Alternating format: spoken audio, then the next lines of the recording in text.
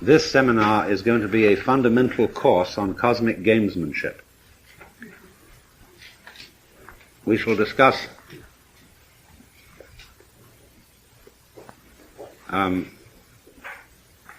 first of all the yang and the yin, because what we are studying is the way whatever may be called the universal energy plays. And so the fundamental thing is yang and yin, the positive and negative principles, to use the Chinese words. Next we shall discuss relativity. Next we shall discuss group theory, in and out. And finally, we shall discuss identity. Who are you? But in starting, the moment one talks about cosmic gamesmanship, it carries with it the assumption that the physical universe is a game. And that doesn't seem to be taking it sufficiently seriously. Of course, according to Hindu philosophy, the physical universe is an illusion. They use the word Maya. But Maya has many meanings, and among these meanings, only one is illusion. And the word illusion, of course, always carries a bad connotation to Western ears. We want something that's for real. But it doesn't necessarily carry such a bad connotation to Hindu ears, because the word Maya also means magic, creative power, art, and, of all things, measurement, because it comes from the Sanskrit root matra, M-A-T-R, from which, of course, we get meter, matter, and the Latin mater, mother. In other words, the world is looked upon, or can be looked upon, as a perfectly good illusion, because all art, in a way, is a creation of illusion. On a stage, the actor plays, and Hindus think of the world by analogy with drama. The whole thing is a big act, and there is one actor behind the whole thing, which is you. Not you in the sense of your so-called empirical ego, not you as you imagine yourself and as you ordinarily sense yourself to be, but what is really and truly you at a much deeper level. But you see, when we use the word game or play in English, we usually tend to mean that it's something trivial. You see, we divide life very strictly into play and work. Other peoples don't do this. And that's one of the shatteringly awful features of our culture, this division of play and work. So that most people are working at tasks which they hate, so that they can make enough money to stop doing it and play. Now, this is perfectly ridiculous. Nobody needs to do that. Because what you get with work, done in this way, done heartlessly and without joy, is money. And what can you do with it? Supposing you do earn time to spare and money to spend, what is there to buy with it? The answer is the other fake and joyless products made by other people who hate their work.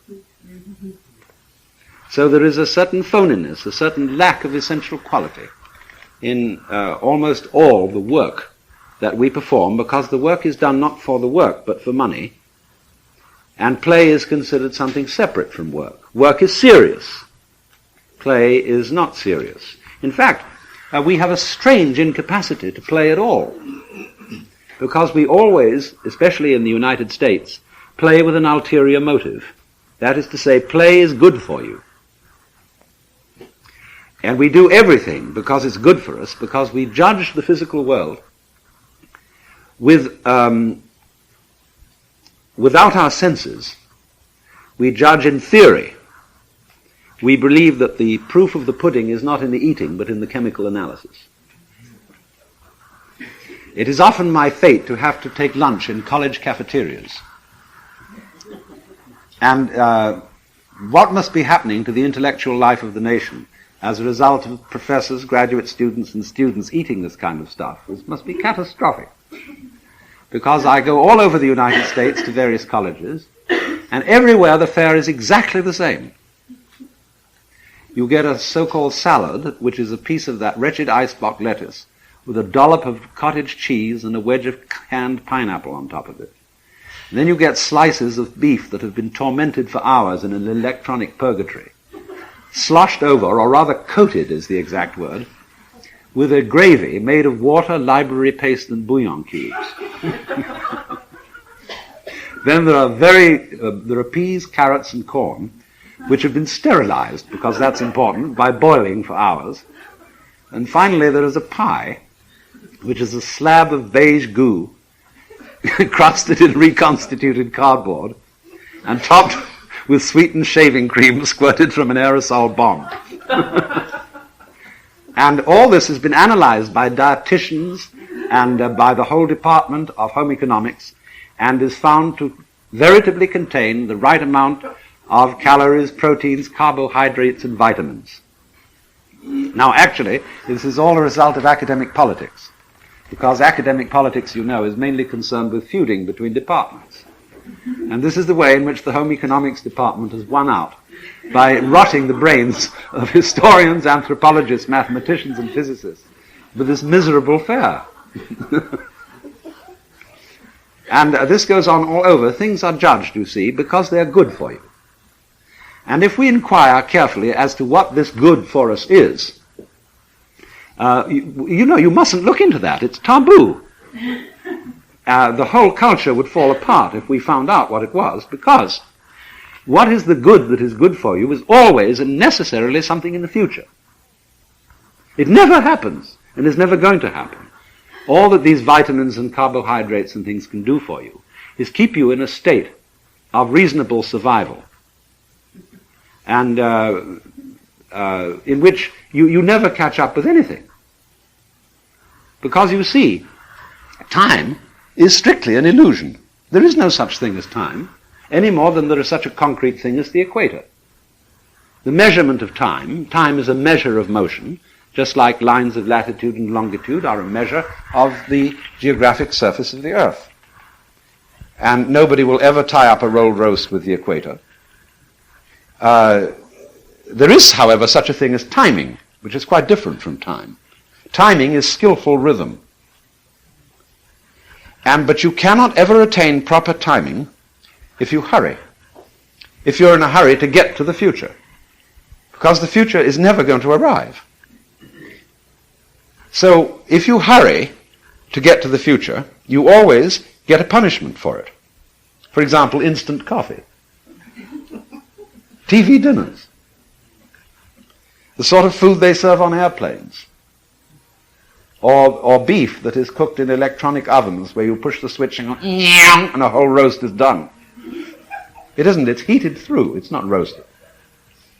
And all these things are awful because they are the result of the illusion of time.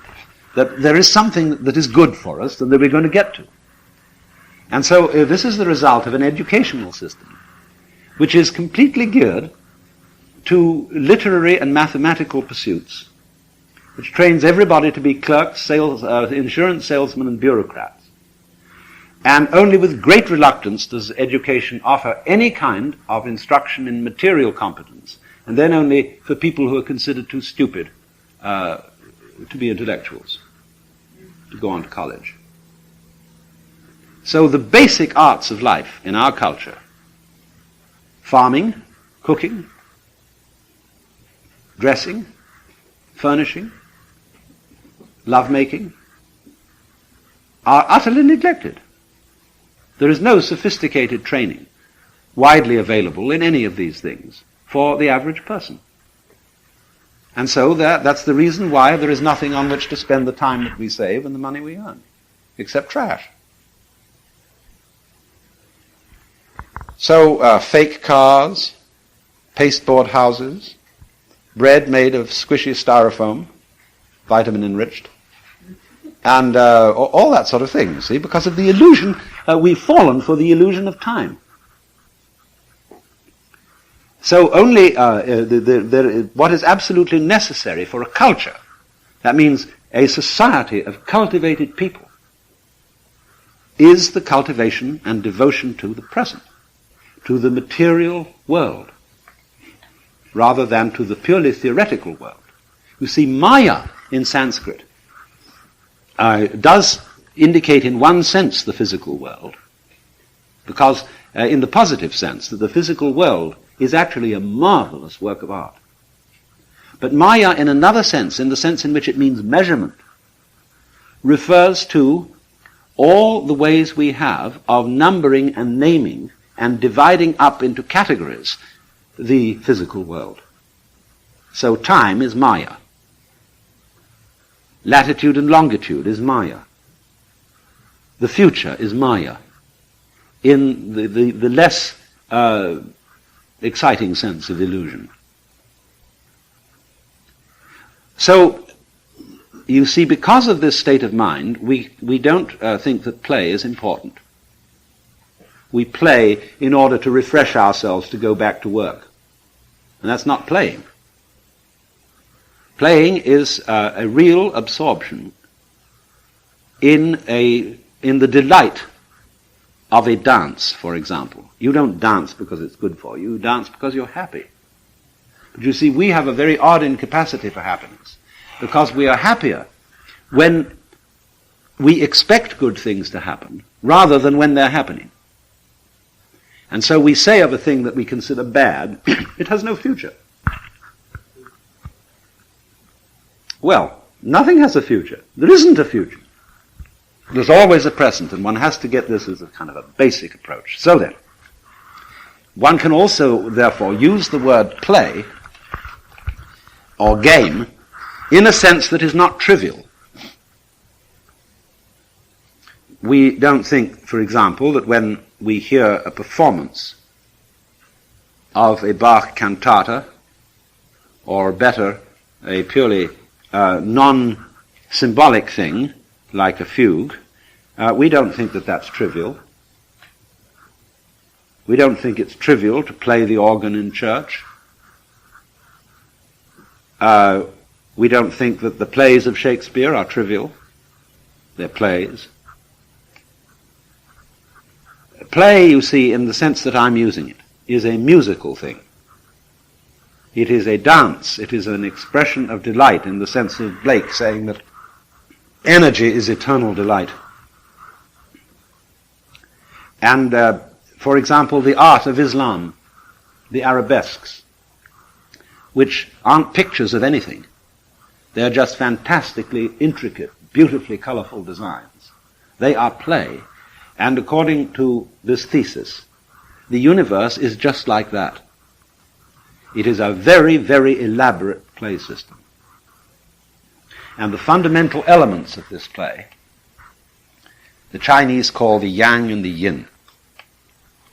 Yang means the positive and yin the negative. Yang refers to the south side of a mountain, which is in the sun, and yin to the north side, which is in the shade.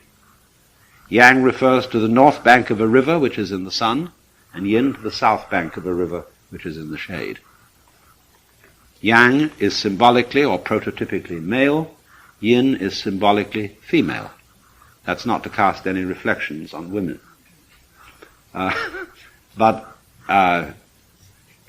So you might say the reason they're called male and female is that yang is aggressive and yin is yielding. Yang is convex, yin is concave. Now, the secret about the opposites, which is as important as realizing that there is no such thing as time, the secret about the opposites is this, that they appear to be as different can be. We say of opposites, like black and white, that they are the poles apart. But in using that phrase, poles, you imply a connection between them. As there is a connection of the north to the south pole of the Earth, and as there is a connection between the north and south poles of a magnet. They are two ends of the same stick, two sides of the same coin, two opposite points on the same sphere. And that means that they go together. In Chinese, this is called arising mutually, as in the second chapter of Lao Tzu, where he says, when all the world knows beauty to be beautiful, there is already ugliness. When all the world knows goodness to be good, there is already evil. For to be and not to be arise mutually.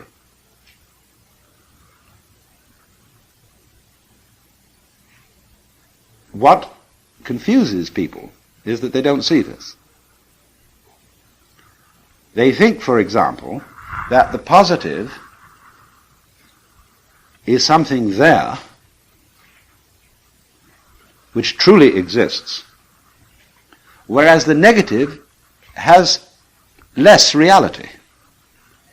It doesn't exist.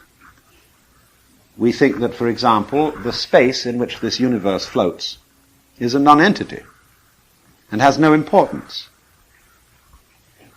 And we are thereby, because we see energy manifested in the positive aspect of things, and no energy manifested in the negative, we are afraid that energy and its delight is threatened by nothingness. That it's going to be swallowed up, and that in the end, darkness will win. We feel that about ourselves, and we feel it about the universe as a whole. Because energy is effort. And effort, after a while, you get tired and you can't keep it up. And so darkness must win. According to Chinese philosophy, that is a hallucination. Because energy cannot be manifested without inertia. There must be something to push against for there to be any manifestation of energy. You cannot dance without a floor to use your energy against. You cannot, when energy or any kind of motion is completely unobstructed, there's a sort of squish, a fizzle, and nothing happens. Because fundamentally, as we shall see next hour, motion is only realized when there is stillness, relative stillness. And so energy is only realized when there is inertia, and the positive is only realized when there is the negative to bring it out. These things work together, but when you don't realize it, you are anxious. You are afraid that the dark side is going to win. Now, the minute that happens, you become unable to play. You start getting serious, and the game degenerates into a fight. Because you feel it absolutely urgent and necessary under those circumstances that the positive must be made to win, accentuate the positive, you see. And that leads to all this beastly kind of religion, where people go around with forced smiles and hearty handshakes and accentuate the positive. And the moment a person does that, you know that it's a big fake, it's a put-on, and that there's something utterly unreal about it. That's why you may have often experienced the fact that certain kinds of virtuous people are offensively virtuous. And they are very difficult to get on with. They don't have any light touch. And of course this is particularly prevalent in religions. Because not all religions, but many religions are states of terror about the negative side. I was talking with a very enlightened nun the other day, Catholic, and she was open to all sorts of new ideas. And I said, there's one thing wrong with your worship. And the way you sing your hymns and chant your chants and do all these rituals, you don't swing. I don't mean by that it isn't syncopated. I mean by that there is not an attitude of delight about it. It's always you feel the service is being conducted in the presence of the chief inspector of morals. The original stuffed shirt. The appalling grandfather in whose presence you daren't show any kind of sprightliness, because after all, when we are children and we are very exuberant and we leap around and bounce and all over the place, we make the adults tired. Because the moment a child starts getting exuberant, we try to give him a guilty conscience. You have no business having so much fun. There are other people in the world who hurt. There are people who are starving. There are people who suffer. And for you to go around leaping around as if the whole thing were gorgeous is a kind of irreverence. So be guilty. Shut up. So as a result of that, where we think that an occasion is of particular solemnity, where you're in church or in court or standing in a row of Marines or something saluting the flag, everybody gets grim. And so there is no delight in religion of that kind. Well, this nun agreed with me that they really ought to do something about that. And I said, well, maybe I'll come to your convent and teach you how to sing.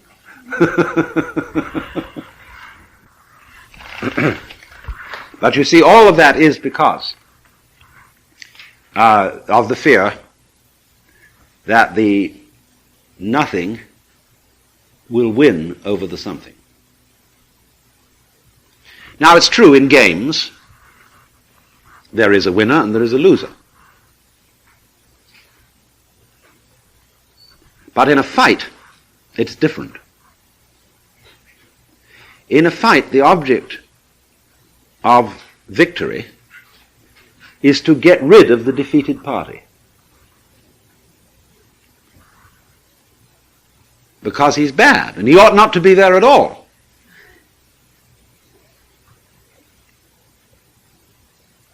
But in a game, it's quite different. Because if there is to be a winner, there has to be a loser. So it's terribly important not to get rid of the opponent. You could have no chess unless you had the black side as well as the white. Impossible. So in a game, what we admire a person we call a good loser. That is to say, a good sport. Because he does not take the loss seriously. It's very instructive, for example, to play any game that you know well, whether it's chess or checkers or whatever, with yourself. And each time you move over to the opposite side, play it with your best skill. For example, you can play a very marvelous game. You take two cocktail olive toothpicks, the kind they make into little plastic swords, and you do a fencing match with yourself. And actually try to stick one of your hands, and the other hand really tries to defend itself. You'll find this is extremely interesting. It's a meditation exercise. And then you realize, you see, what is the nature of a game. Because if you are a good chess player, you may congratulate yourself if your opponent wins, if you have given him a good contest.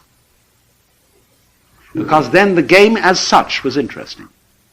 And you come to realize that you and your opponent in a game of chess together constitute a single organism, like your right hand and your left hand fencing with each other. Let not your left hand know what your right hand doeth. That means, have a conspiracy to pretend that they don't belong to one organism and that they're different, like black and white, like space and solid. They must look as different as possible. But underneath, in order that there be a game, in order that there be, in other words, a relationship of these two, there has to be a secret agreement. They have to be tacitly one, but openly two. Exoterically two, esoterically one. Because, you see, on the stage, when you get the hero and the villain, they are really friends behind the scenes, because they belong to the same company of actors. But this mustn't be admitted on the stage, because that would give the show away. Now you see, it's true, we mustn't give the show away. That's why there are esoteric teachings. But on the other hand, there is another opposite extreme, which is not realizing that the show is a show. And that's as bad as giving the show away. So you have always, when you are in the theater, say you go to the movies, and you go to see some great horror movie, awful thing. Well, why does one do it? You want a thrill. And the whole of the universe wants a thrill. That's what it's all about. Otherwise it would be boring. But when you go to the movie, you know in your heart of hearts that it's only a movie. And yet you contrive to some degree to forget this while you're there. And therefore get scared and feel real creeps. But that's great. Some people like to go and cry. They go and see some tragedy and just love to weep because it's a catharsis. It gets all the salt out of you or something. I don't know. And so you do this thing. And it is, we can say it's vicarious. Yeah. But that is the spirit of showmanship, of play. So one might say then that it is possible in this life to attain a sort of metaphysical courage in which you really know deep within that the most harrowing experiences that physical existence can offer are a show. Now this is the what you might call ultimate nerve. And for example, when the samurai in Japan studied Zen, that's what they wanted to get from it. They wanted to get ultimate nerve so that absolutely nothing would faze them. So there is a poem which says, "Under the sword lifted high, there is hell making you tremble. But go ahead, and there is the land of bliss." Don't hesitate, see? Don't be blocked. Don't be phased, nonplussed by the illusion. Now you would say, well, that's all very well, but I can't bring myself to that.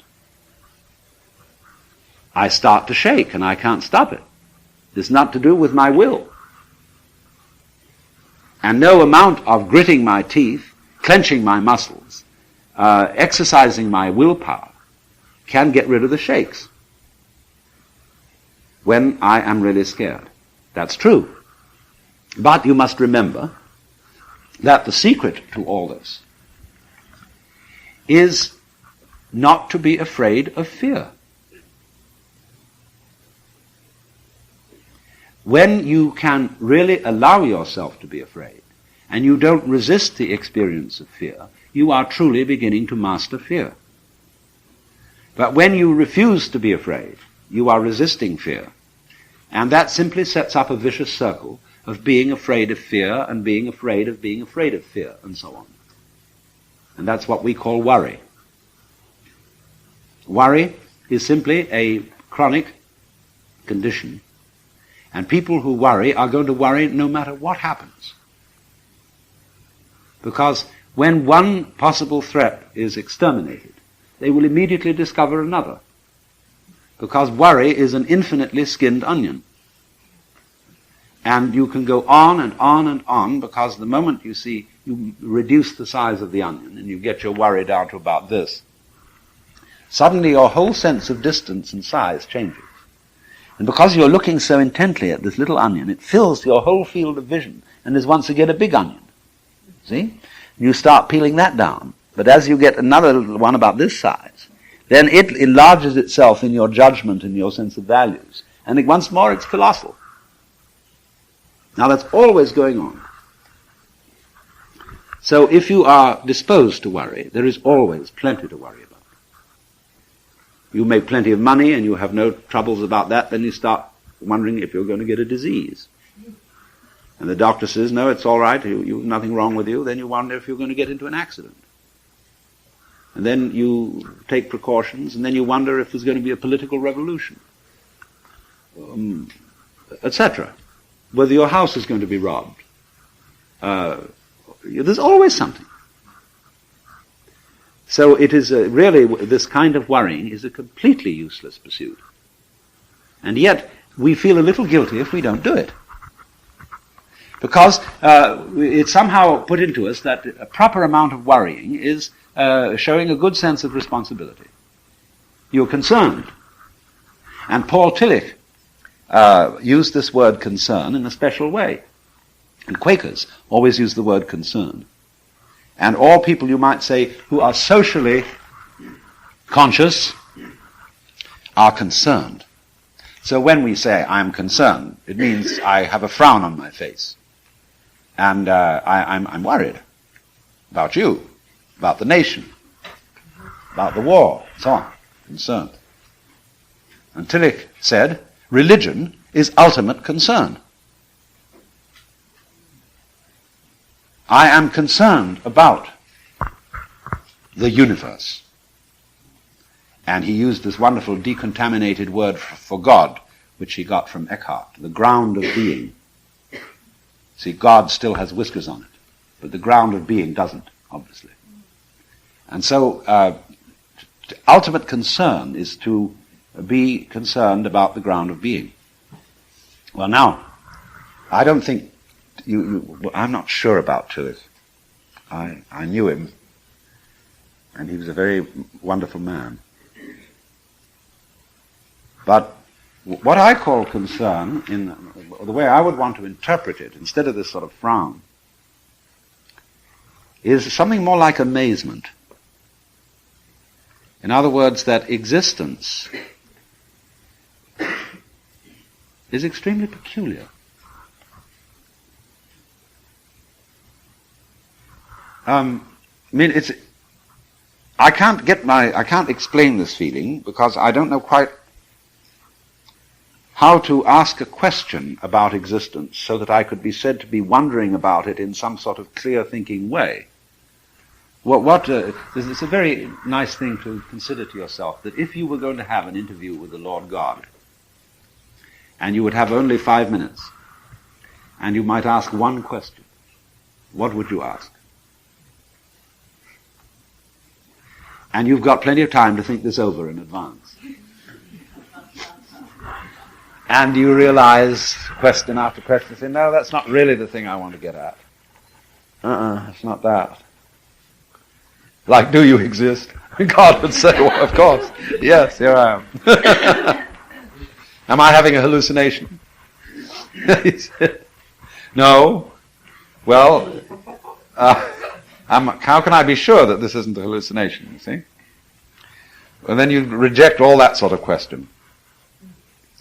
And when you finally come down to it, you don't know what to ask. There is a sort of question in your mind, not so much a question as a questioning. A feeling of, it's all unbelievable. It's amazing. I wonder at it. I marvel at it. It is a miracle that there is anything. But It's like a friend of mine who went to a Zen master, got an interview after a good deal of trouble, an interpreter. And he sat down and said, you know, now I'm here, I don't know what to ask. I just feel like laughing. And Zen master said, well, let's laugh. And they just broke up. So,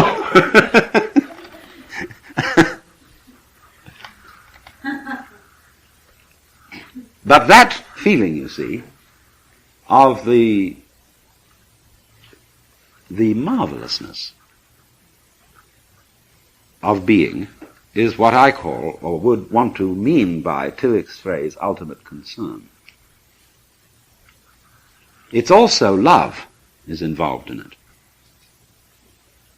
See, that's the part of the problem of an abstractionist culture such as ours.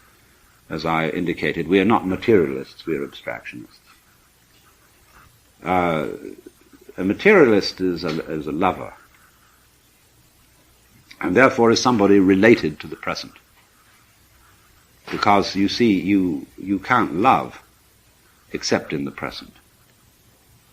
When you have under your hands a piece of wood, and you say, my, hasn't that a gorgeous grain, you know, and you fondle it. If it moves, fondle it. And you run over this and think, hey, isn't that gorgeous, you see? Well, you're loving it.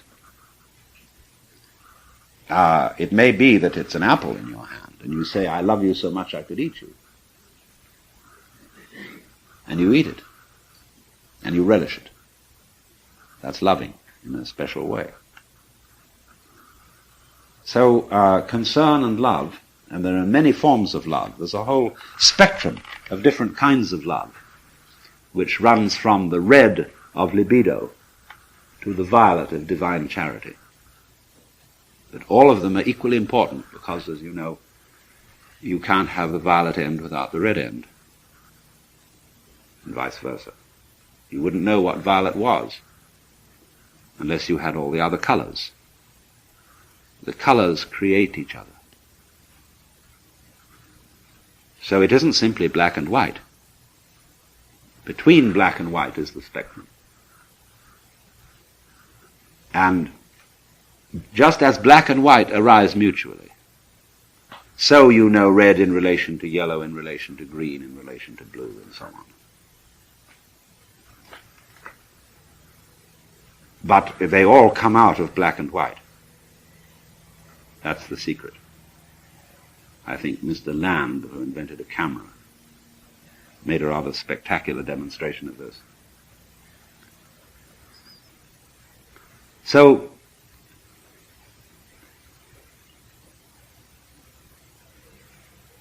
if then you try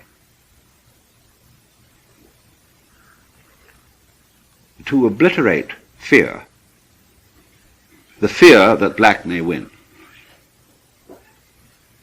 you're working in the wrong way. To attack a fear is to strengthen it. Because immediately you feel guilty if you don't succeed, or you feel inadequate. But fear is something that arises naturally and spontaneously under certain circumstances, just as you will feel warm if you get near a fire. And you can't go up to a fire without some sort of self-hypnosis and then say, well, I refuse to be warm. There's something a bit weird about that. Besides, you often want to feel warm when you get near a fire. No, on the contrary, it is very natural to be afraid. And so if you don't try to knock it down, you don't try to make yourself over into some sort of preconceived idea of what you ought to be, then you're on the track. Now, when you think, for example, that I ought to change myself into something different, but what is the agency which will effect this change? Well, we could say two things. on the one hand, it's the same self that you want to change. So how can it change it? Or on the other hand, you can say that the idea that there is a sort of separate ego in you which can go to work on the rest of you is a hallucination.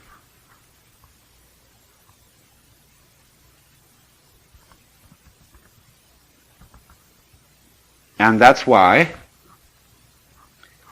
gurus and teachers set their students weird tasks.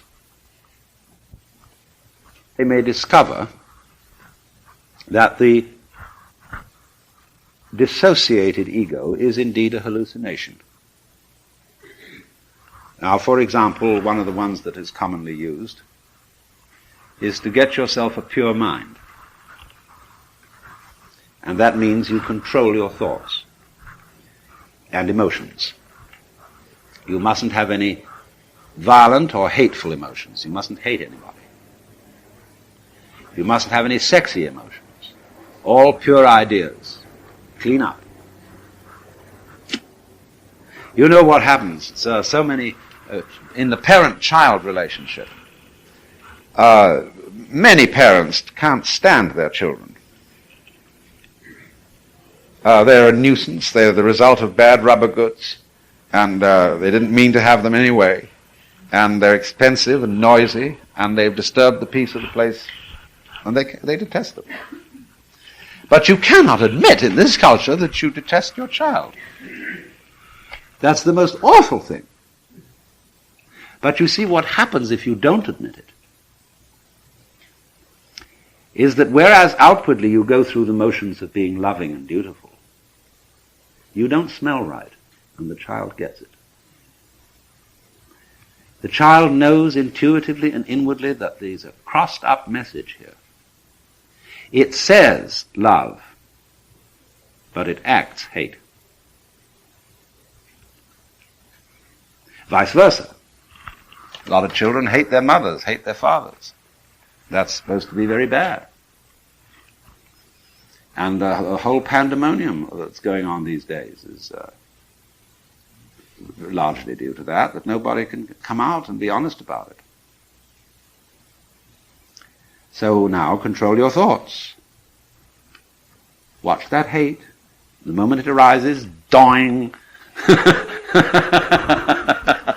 knock it down. Well, now you know the guru who's teaching you all this. You've projected quite a bit on him. The fact that you accepted a guru at all shows that you have endowed another person with much greater wisdom than yourself. That's your opinion, incidentally.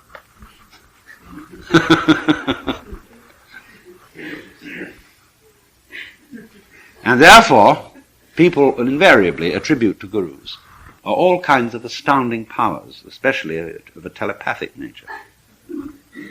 And indeed, a good guru is a very sensitive fellow and can tell by people's eyes and gestures and tone of voice all sorts of things about them, as can any experienced psychologist. But you see, when you are trying to control your thoughts, and you know you have some kind of wrong thought, you project upon the guru to recognize it instantly. He reads you. He sees right through you. And therefore you know that he almost must look at you as a terrible worm. Because you can never quite succeed in doing it, you see.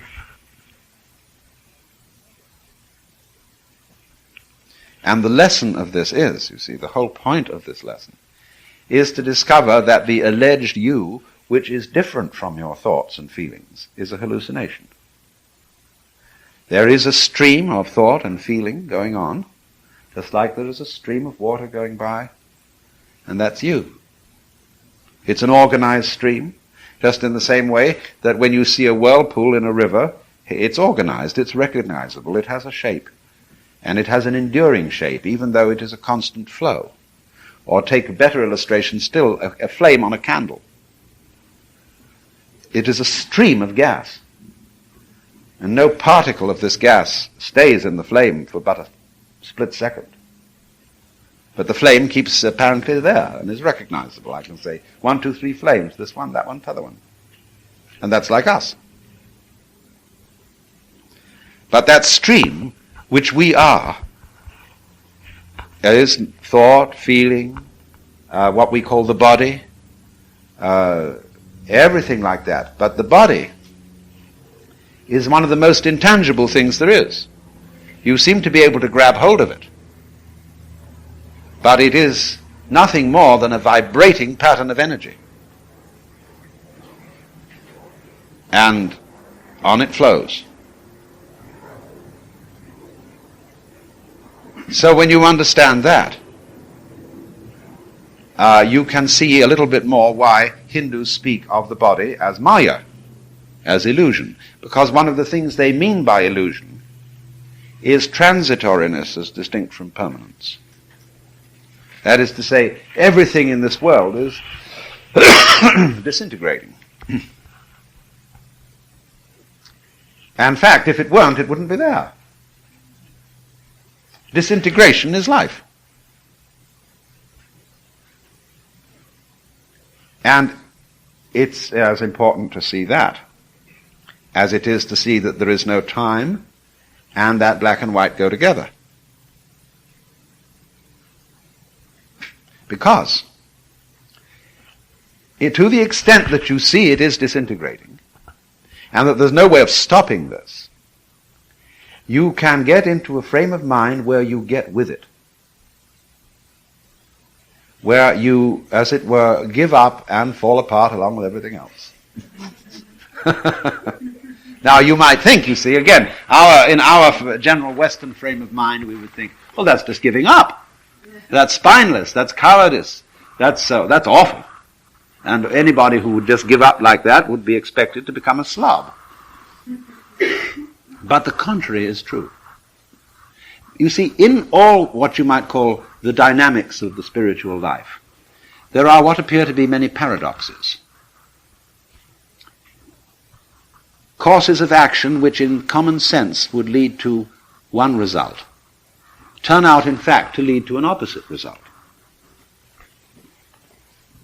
So you would think that a child who admits to hatred of parents, or vice versa, would act out the hatred, would do something violent. No, it is precisely the one who does not admit it that will act out and who will do something violent. Because like the monk of Siberia, who are fasting grew wearier and wearier, the violence will at last burst from itself. It can't be contained. And I found again and again and again, going around especially in religious circles, where so many people are trying to not admit what they feel. Especially Puritans, prudes, very frequently have a strong streak of cruelty.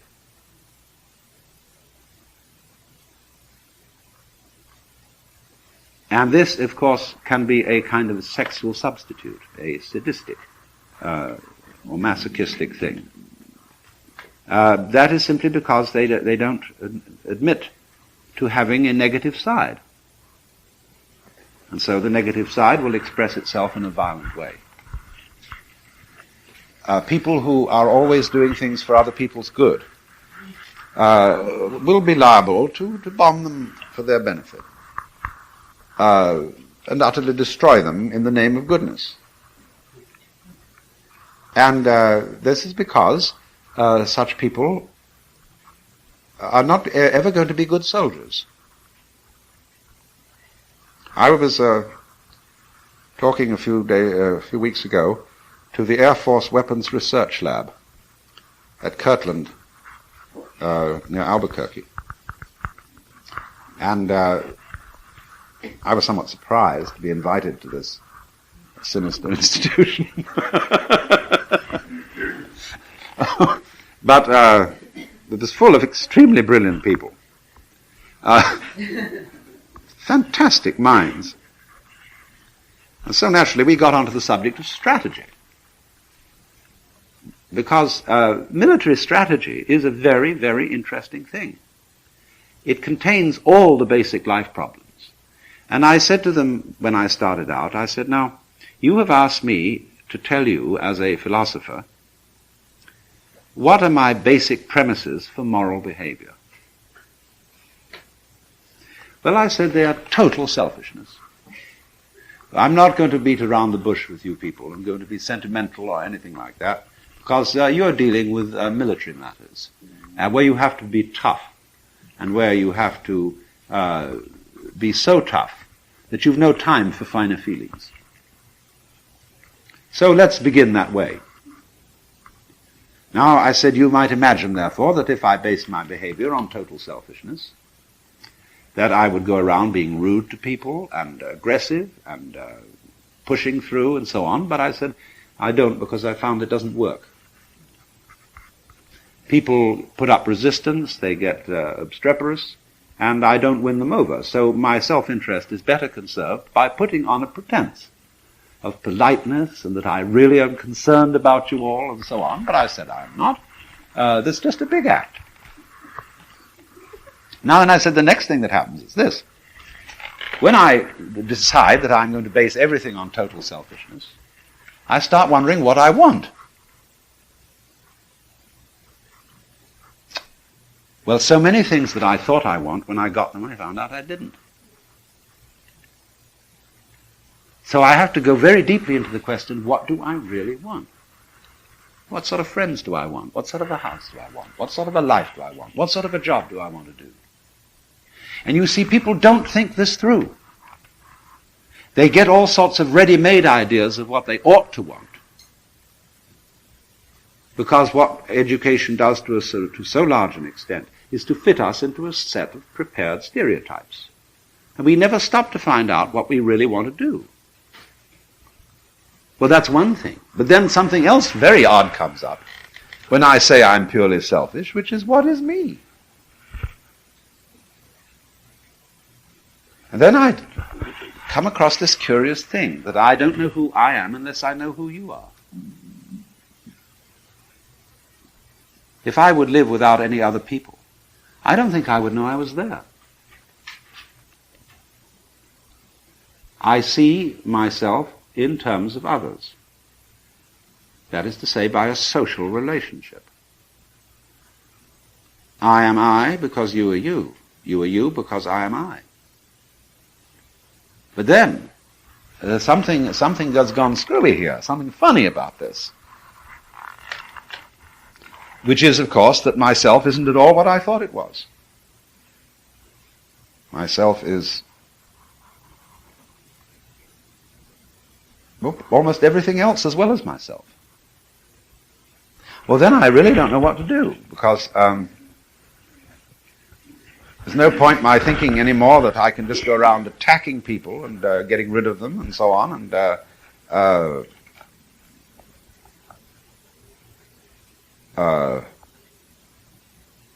because all I'm doing is sort of as if I was hungry and I started chewing on my own toes. Because I have discovered that hurting others hurts me. Now, of course, you do have to cut your toenails and take care of your hair and things like that.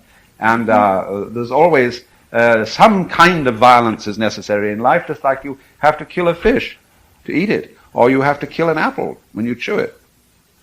Well, it's sort of like cutting off the toenails and combing your hair and so on, clipping and things like that. And sort of like getting rid of dead skin and the general elimination process. But fundamentally, you see, when you think that there are dreadfully wrong people who ought to be obliterated, or that the world outside you is something that you are in a fight with, well, that's just like a person who is completely insensitive in the middle, so that he doesn't know that his leg end goes with the top end. You know that in worms, if a worm gets damaged, it develops a sort of calloused area in it. And the worm, when it wiggles, the rhythm of the wiggle doesn't pass through the calloused area. It has to wiggle separately on each end. So the worm, instead of going wiggle, wiggle, wiggle, goes wiggle, bump, wiggle, bump, wiggle, bump, wiggle. And a lot of people are like that, physically.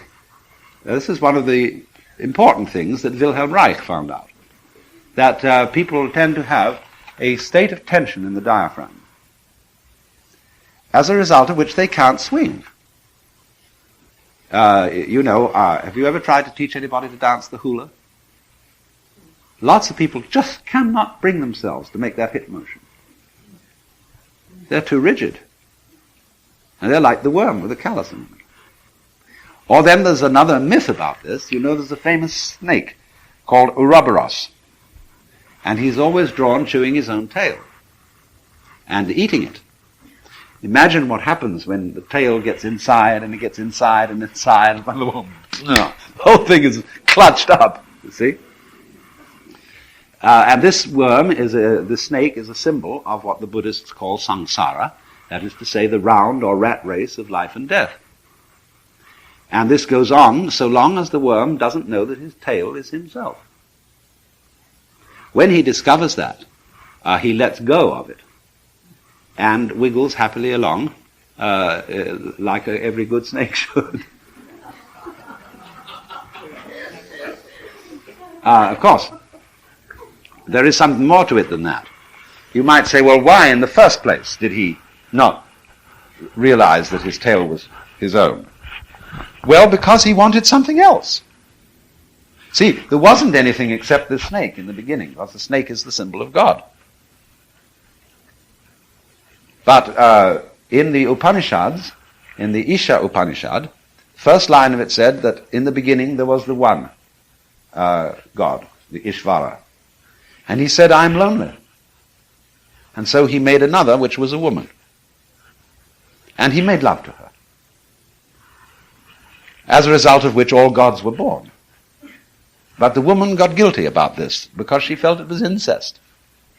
And so she turned herself into a cow. And he became a bull. And he made love to her. And so came all cattle. And the same thing happened. She got guilty and turned herself into a sheep. And he turned himself into a ram. And so on. And by this means the universe was created. So, this is othering. It's called in Christian theology by the Greek word kenosis, which means self-emptying. Where God others himself in the sense of getting himself into a position where he forgets he's God. Or where he has abrogated omnipotence. Now, in the theory of games, it is absolutely important to abrogate omnipotence. Because you realize that if your knowledge and power was without limit, there were no obstacle to it whatsoever, there would be no way of realizing it. When we know for certain the outcome of a game, we don't play it. We call it off. And we invent a new game in which we don't know the outcome. So power, whether partial power or omnipower, will always be in a state of abrogating itself. So the fundamental game, therefore, the fundamental game form, which is manifested in the yang and the yin, the two opposites, is of course the game of hide and seek. Of remembering and forgetting. You see, really to forget is the opposite of remember, only the word hasn't the same form. We should put remember opposite dismember. Because to remember is to put back the members of something that has been dismembered. So when the snake thinks that its tail isn't itself, it is dismembered. When the snake finds that its tail is itself, it's remembered.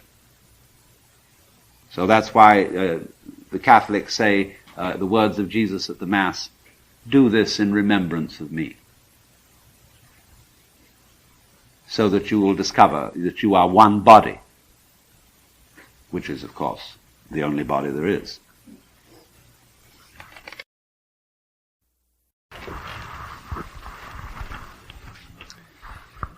So lesson number 2 is relativity. Lesson number 1 having been the opposites. In this course on cosmologic or cosmic gamesmanship, we were discussing the fact this morning that any manifestation of energy needs an opposition. In other words, nothing happens, there is no motion, there is no possibility of energy, unless there is something opposing it. There is no dancing except on a floor against which you can push and move. And so I pointed out, therefore the sense of self depends entirely on the sensation of there being something other. But that this is a kind of a maya, in other words, the general feeling that one side is definitively split off from and separate from the other is an illusion. But nevertheless, there is the opposition between energy and inertia, motion and stillness, is something that, as it were, is the bifurcation or two aspects of a single process. And you know it's a single process because they can't do without each other. If they could do without each other, then it would be a divided process. Radically divided, split down the middle. But as it is, the interdependence of these two sides of things, or two ways of looking at things, shows that there is something in common between the two. And to understand this is the essential key to living in a sane way. Because if you're insane, you're split up. An idiot, you know, the word Greek idiotes means private, purely private, isolated, out of communication, out of relationship. And so this is a way of saying that insanity is a lack of awareness of relativity, because all existence is relationship. Now, if we can take a very fundamental illustration of this, I want you to imagine a universe in which all that there exists is one ball. This ball will, of course, have to be floating in space, because if there is no space outside the ball, nobody knows that it's a ball. There's no possibility of a ball which has no space beyond it, because then the ball itself, the solid material of the ball, would be all that there was, and there would be nothing outside it. So there would be no way of defining it as a ball. So there has to be, our universe, one ball in space, and the space outside the ball, furthermore, must be regarded as depending upon the existence of the ball. The ball and a space go together. Now then, however, there is no way of telling what this ball is doing, whether it's moving or whether it is still. It could be roaring through this space at thousands of miles an hour, and there'd be no way of proving it. There would be no air friction upon it. There would be nothing relatively stable with which its movement could be compared and against which it could be measured. So this ball has no energy. It can't even be said to be still. It can't be said to be in motion. And of course, this is the situation of the universe as a whole. In the beginning, one of the things that God said before the Bible started, the first thing according to the Bible was, "Let there be light." But actually there were several former pronouncements. One of which was, you've got to draw the line somewhere. And the other was, "Have a ball." And this is why most objects of celestial existence are spherical. Don't you think it's very odd to be living on a spherical rock revolving round an enormous spherical fire? It's just weird. Wake up and find yourself in that situation. So, he said, have a ball. Now, this is the fundamental situation. The universe as a whole is presumably some kind of ball. It's curved space, and there it is. And nothing can be said about the whole universe as to whether it is moving or whether it is still. It's neither. That's why the Hindus, in trying to make some indication of the ultimate reality, say it is not this, it is not that. It is not one thing, it's not the other. It doesn't exist, it doesn't not exist. It doesn't both exist and not exist. It doesn't neither exist nor not exist. So you can't say anything about it. Your tongue is tied up. That's why it is said in the Mumonkan, which is a great Zen text, that when you've attained enlightenment, you're like a dumb man who's had a marvelous dream. Everybody who's had a marvelous dream wants to tell everybody about it, but if you're dumb, you can't say a thing. So in the same way, the moment you realize that you are one with all that there is, well, it's this fundamental ball. And you can't say anything about it. Because it isn't moving, it isn't not moving. You can't think about it. And the reason you can't think about it is not because it exceeds you. It's because it is you. You can't get at it, like you can't bite your own teeth. So then, if we introduce two balls into our cosmos, then we can say something about motion, because it is apparent that they can approach each other or get away from each other. But no one can say which one is doing it or whether both are doing it, because there is no way of determining it. One may be still and the other moving to it or away from it. Both may be moving towards each other or away from each other, but there is no way of saying which one starts. And furthermore, they can only move with respect to each other in a straight line. They have no possibility of moving on a surface.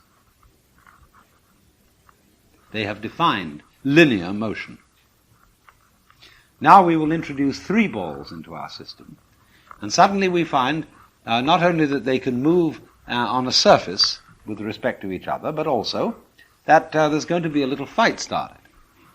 Because if two balls stay together at a constant space apart, and one ball appears to approach them or to recede from them, well, here is a problem. Are the two standing still and the one likes them or doesn't like them, so moves close or away, or is the one standing still and the two moving towards it or away from it? Well, there's only one way in this thing of deciding. Two balls that stay together constitute a majority. And according to the majority vote, they will decide whether they are moving away from the other one or approaching it, or whether it is standing still or whatever. Now then, the third ball, of course, can lick them by joining them. It can always stay, if it wants to, at a constant space from the other two, unless they break up and go off in different directions. So long as they stay together, it can stay with them, and then we are back to the original situation, because no one is moving at all, however much they move. Because the three constitute now one constellation, one triangle. All right, introduce a fourth ball. Now we have the possibility of motion in 3 dimensions. And you would say, well, now this is good, because we've got an umpire. Somebody who stands at the distance of objectivity and looks down upon those 3 balls and will decide which of them are moving and which of them are still. Very good, but the problem is, which one of them is the fourth? Who's the umpire? Everyone is in a position of a third dimension to the other three. So everyone is both involved in the game of three and could be the external observer who is the umpire of what the three are doing. Now that is exactly your situation as being, sensing yourself as an external observer of the world. And this is a simple, basic principle in terms of which all bodies in the cosmos may be understood. It's simply nothing but a multiplication of this situation. It's complicated, yes, so that you have to scratch your head to think about it. But it all reduces down to this fundamental mutual motion of balls. So, you see from this, what is the meaning of relativity? So, none of the balls, incidentally, have such a thing as a true position. Because the position of any one of the four is where it seems to be from the different points of view of each member of the group. The members of the group can get together and agree upon a theoretical positioning of the balls, but they can never directly see all of the balls, including the one that's looking, in this theoretical position, just in the same way as you have a theoretical idea of the dimensions of a room, which would correspond to an architect's ground plan and elevation. And you would say you know that that corner up there is a right angle, although you see it as an obtuse angle.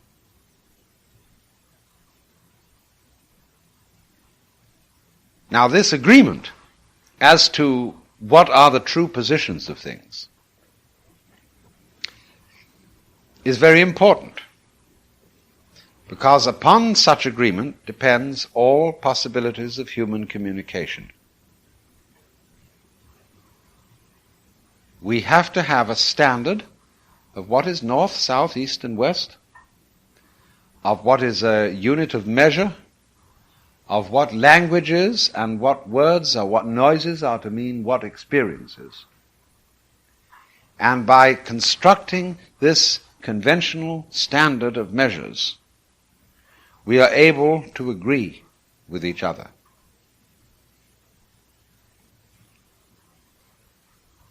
But one must see at the same time that this is a convention. There is no reason for driving on the right side of the road rather than the left, except that everybody must agree what side they're going to drive on. One isn't really preferable to the other. The point is to agree. So when we agree about certain social conventions, whether they be legal or moral or descriptional, aesthetic, whatever they are,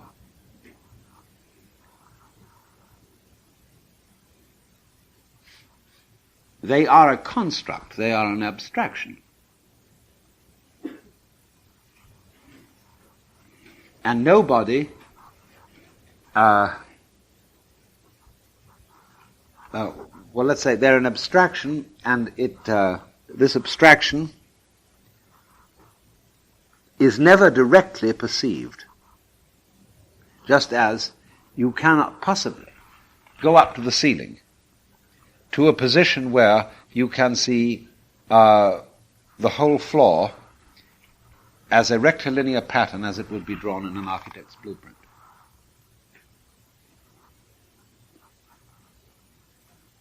Your vision will always be distorted. If by distortion you mean departure from the blueprint.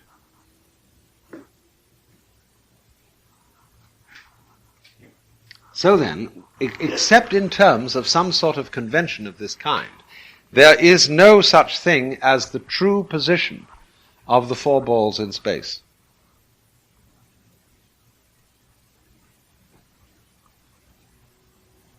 Because you must always ask, when you ask about truth for whom?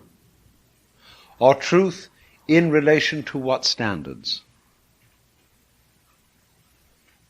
Now you see, when we measure something by inches, inch numbered 1 is the same length as the inch numbered 2, 3, 4, etc.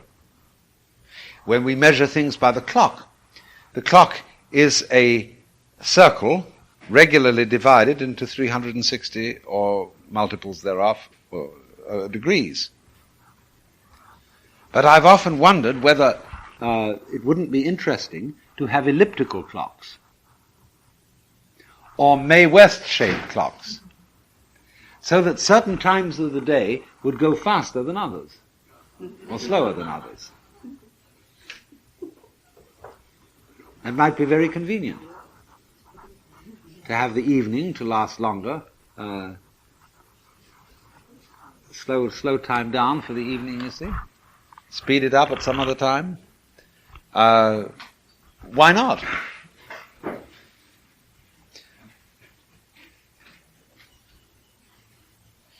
But you see, we try to fit everything into an ideal of regularity.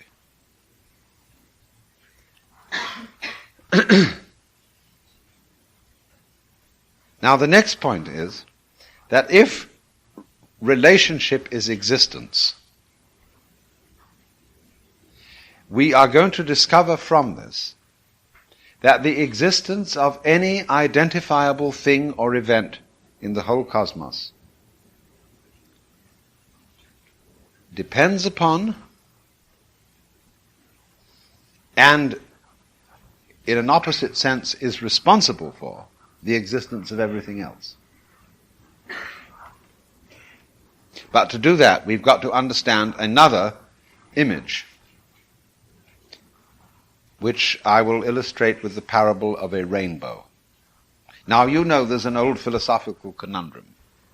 If a tree falls in a forest and there is nobody around to hear it, does it make a noise? This is a very simple problem, but it has been discussed in ways that make it very confusing. A noise is a neurological experience caused by a vibration of air interacting with an eardrum and an auditory nervous system. So therefore, obviously, when the tree falls, it will set up a vibration in the air. But if this vibration in the air does not pulsate upon an eardrum, there will be no noise. You can see it in a simpler way. What will happen if I hit a skinless drum? There will be a hit but no sound, because the drum has no skin. So if there is no eardrum, the vibrations in the air will not make a noise. I don't need to introduce, to prove this, any spookery about mind as distinct from matter or anything like that. It's quite straightforward. But now let's take the somewhat more subtle case of seeing a rainbow. To perceive a rainbow, there must be 3 variables present, 3 factors. There must A, be the sun. B, there must be moisture in the atmosphere. And funnily enough, C, there must be an observer at a certain angle relative to the angle of the sun and the moisture.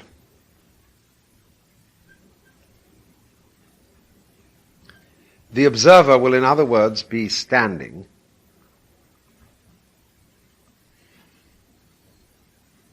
shall we say, on a straight line between the sun and the body of moisture, and what will then appear to be the center of the rainbow. That's why the side of a rainbow is always off to one side. You never see the side of a rainbow directly in front of you. So the position of a rainbow differs for every observer,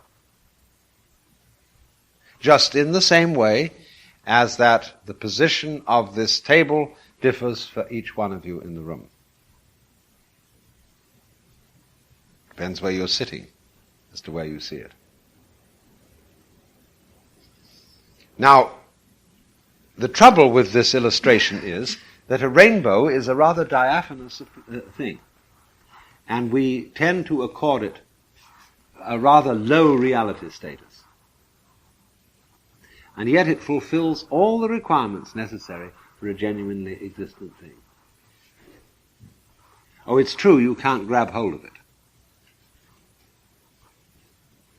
But neither can you grab hold of the moon, at least not yet.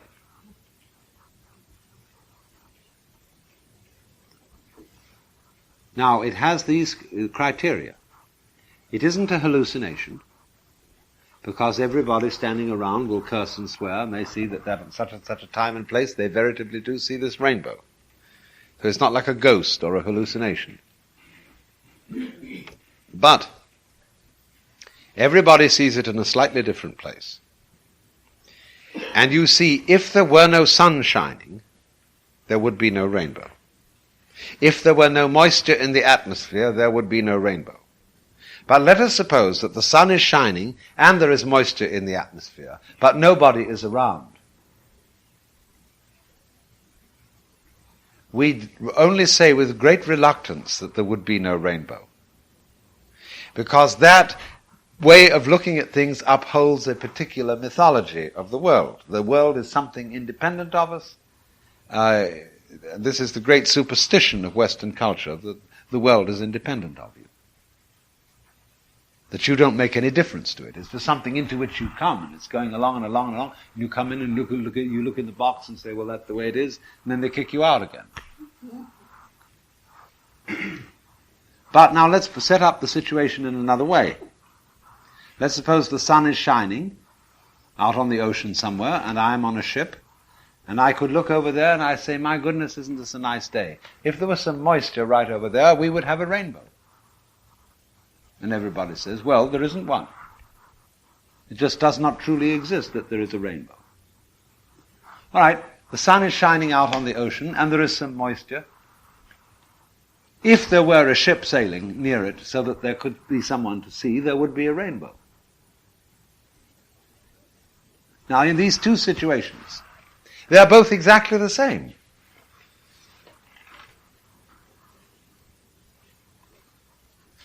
There would be a rainbow if there was some moisture around, but there isn't. And equally, there would be a rainbow if there was someone to see it, and there isn't. Those are two completely equivalent situations. Because this isn't, again, a question of spookery. It's a question that the existence of the phenomenon rainbow depends on the presence of three factors. Like the existence of a human being depends on the existence of two factors, a man and a woman.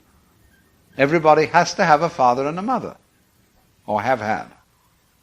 And otherwise, with the exception of that relationship, you don't exist.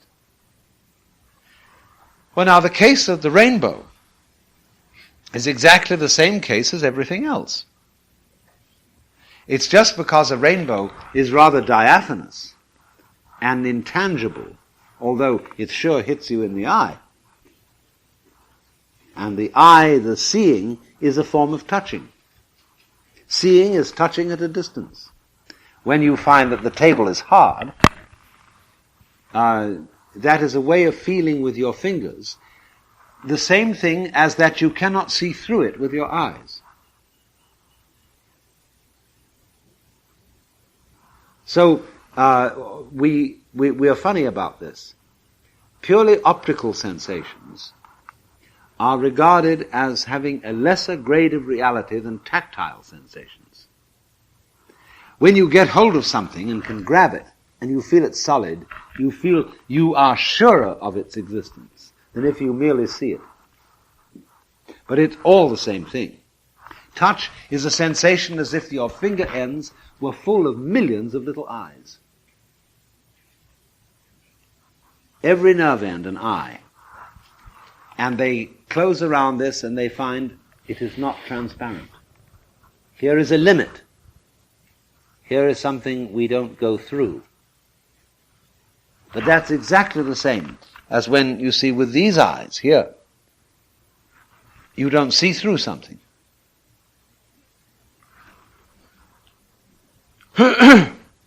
So then, the physical world responding to the sense of touch. I mean, it's another way of saying the table would not be hard and is not hard except when touched. It is the touch that evokes the hardness in the table. When it is not touched, it's not soft, it's not hard. It has no quality at all. Nothing which is not in relation to us has any existence, or, I will add, in relation to some other kind of responsive creature. Just in the same way that when light energy goes out of the sun into space, the energy will only be manifested as light if there is some body outside the sun to reflect the light. Otherwise, the light does not in any way illumine the darkness of space.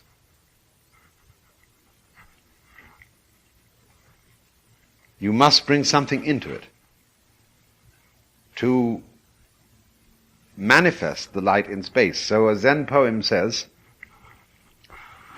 the tree manifests the bodily power of the wind. The water manifests the spiritual nature of the moon. Because you see, if the wind is blowing, that is to say, an energy is moving along and there is nothing to stand in its way, the energy is not there. The energy in the situation is evoked only by something standing in its way. Then it's manifest.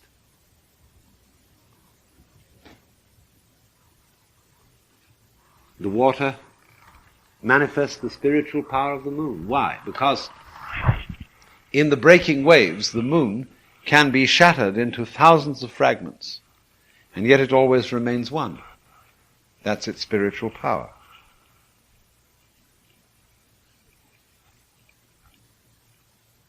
You wouldn't see that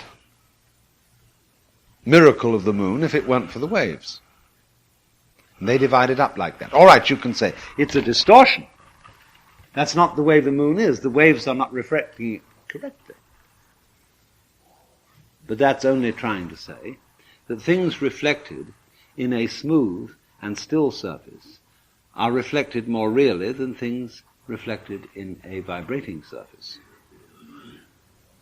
Okay, if you want to construe it that way, it's your privilege. But you can have any kind of reflector you want. So in the same way it is with you. What you see, therefore, depends on the way your senses are constructed. You have certain kinds of sense organs, and these sense organs evoke the kind of universe appropriate to them.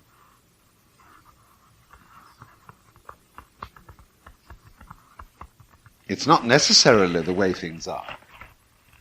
Because there is no way that things are apart from their impact, or better, relationship with some kind of perceiver or perceiving organism. Because things are only in relation. When there is nothing to which they can relate, nothing is happening. And the so-called existence which we perceive and that to which it is related come into being together.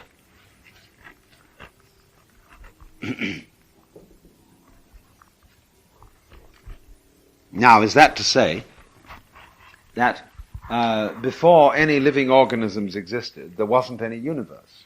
Is that to say that all our knowledge of the prehistoric and geological past of the world and the cosmos before life came to it is nothing but an extrapolation? That is to say, all we are saying is that this is what would have been happening if there had been people around to see it.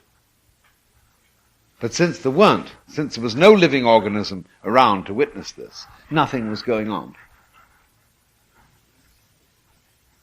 Now, it's possible to make a very good case for that point of view. But I would like to be a little more modest and not make it quite that radical. And I would say rather this.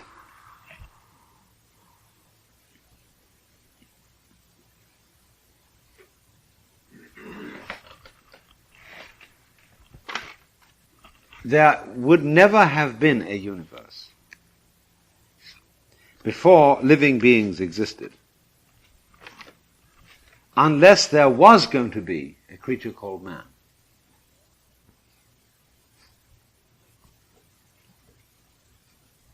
Man living in a future, say, implies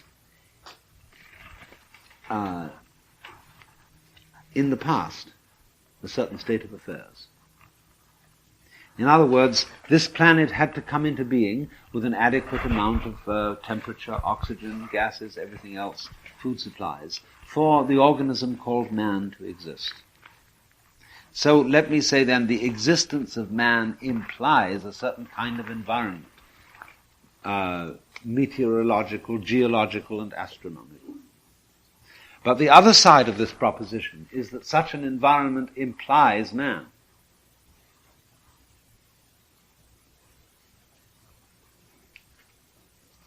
Now, where you get two sides of a situation where they imply each other mutually,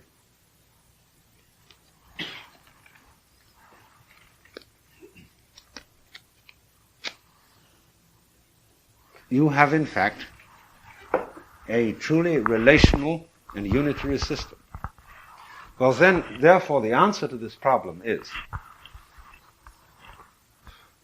that prior to the existence of any form of life, the universe at that time is dependent upon the fact that those forms of life are going to emerge. Now this is a thing that is very difficult for us to understand, because we think of reality proceeding forward into the future, but dependent only upon the past. It's very difficult for us to see that events that we call past are dependent upon events in the future. That a lot of things would never started unless certain results were going to happen.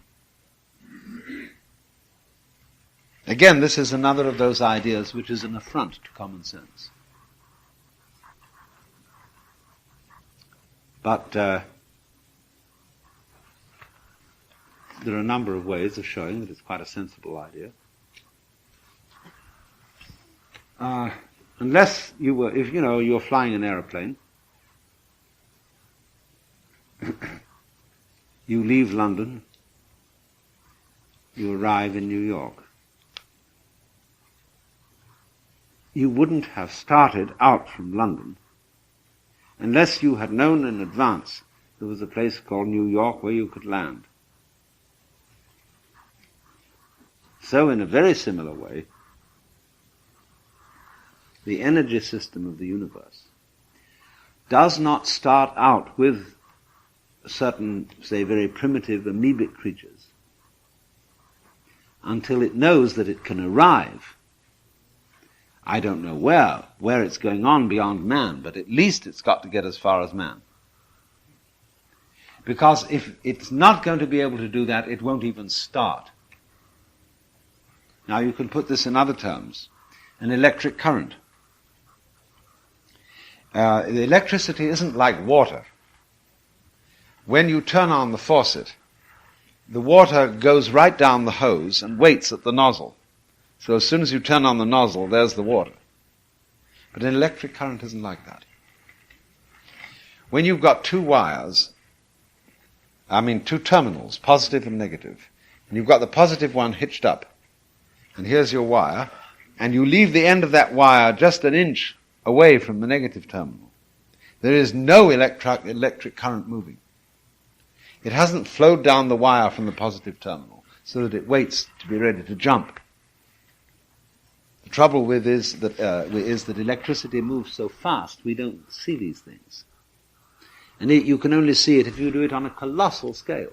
Let's supposing that we had an electric wire that was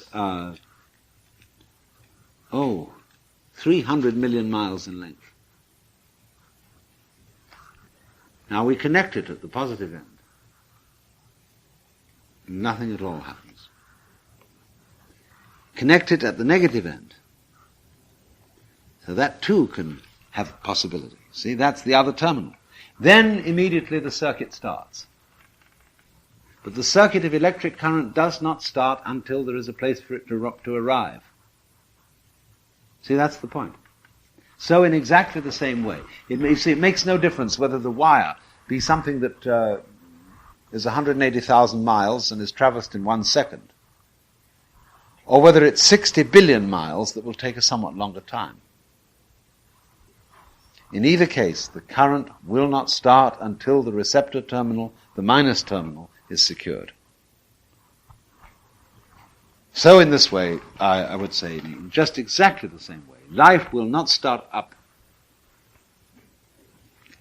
in a universe to which it really doesn't belong,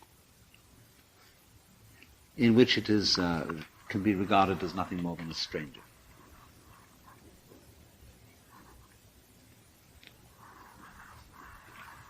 So if you follow that out, you see this, that the whole existence of the universe depends on every individual.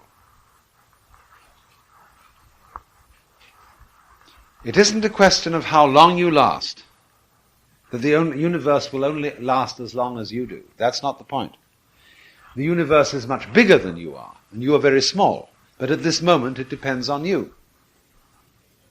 The universe is much longer than you are, and you are very short in time, but nevertheless it depends on you. The universe in the future, long after you're dead, will still be depending on the fact that you once existed. The universe in the past, existing long before you were ever thought of, still depends on the fact that one day you would exist. And it depends on each person.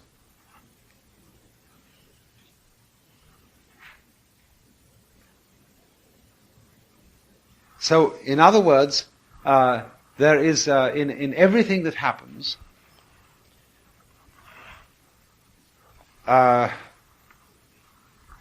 every whole depends on every part. Because you see, in truth, there are no parts of the universe. Parts are an abstract creation. When we think of someone or something as a part, we are quite arbitrarily cutting him off and saying, by convention, we will agree that our skins are our boundary, and therefore, since our skins do not include the whole cosmos, we are only a part of it. But there are no parts. Just as in your own, when you study your own organism, all of it's continuous. All the so-called parts flow into the others like the motions of waves. You don't have detachable parts that you can unscrew inside you, you see, unless you've got false teeth or something like that, then you take it out, see. But in the ordinary way, you can't unscrew parts of the human being from another. They're continuous. Well, in exactly the same way, you are continuous with this environment. And although we have been habituated to looking upon ourselves as separate things, we are no more separate from what's going on around us than each of these waves here are separate from the ocean. Or that Mount Tamalpais is separate from the planet Earth. We have great freedom of movement, so do the waves. So do the gulls floating in the air. So do the trees waving in the wind. We have a larger degree of freedom than that, because we are more volatile. But we are just as much waves in the total process. It depending upon us, and we in turn depending upon it.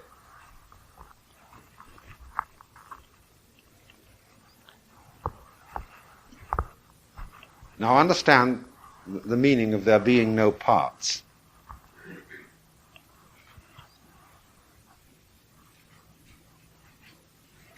All parts are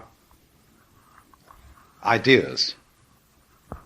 We have an idea of a part. We chop things up and say 1 human being, 2 human beings, 3 human beings, and so on, and so think of it as parts. But that's not the way it works. You can see this from the most elementary neurology. by understanding that it is the way you are as a living body that evokes the kind of universe that you see. It is your body which turns the sun into light, which turns it into heat, which turns water into wet and rocks into hard.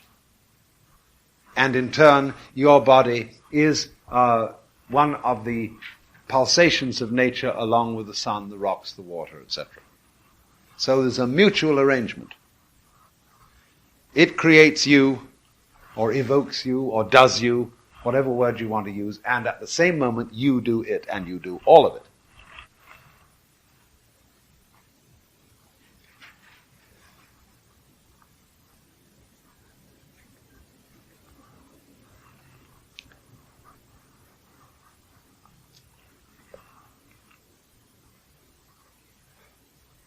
So this is why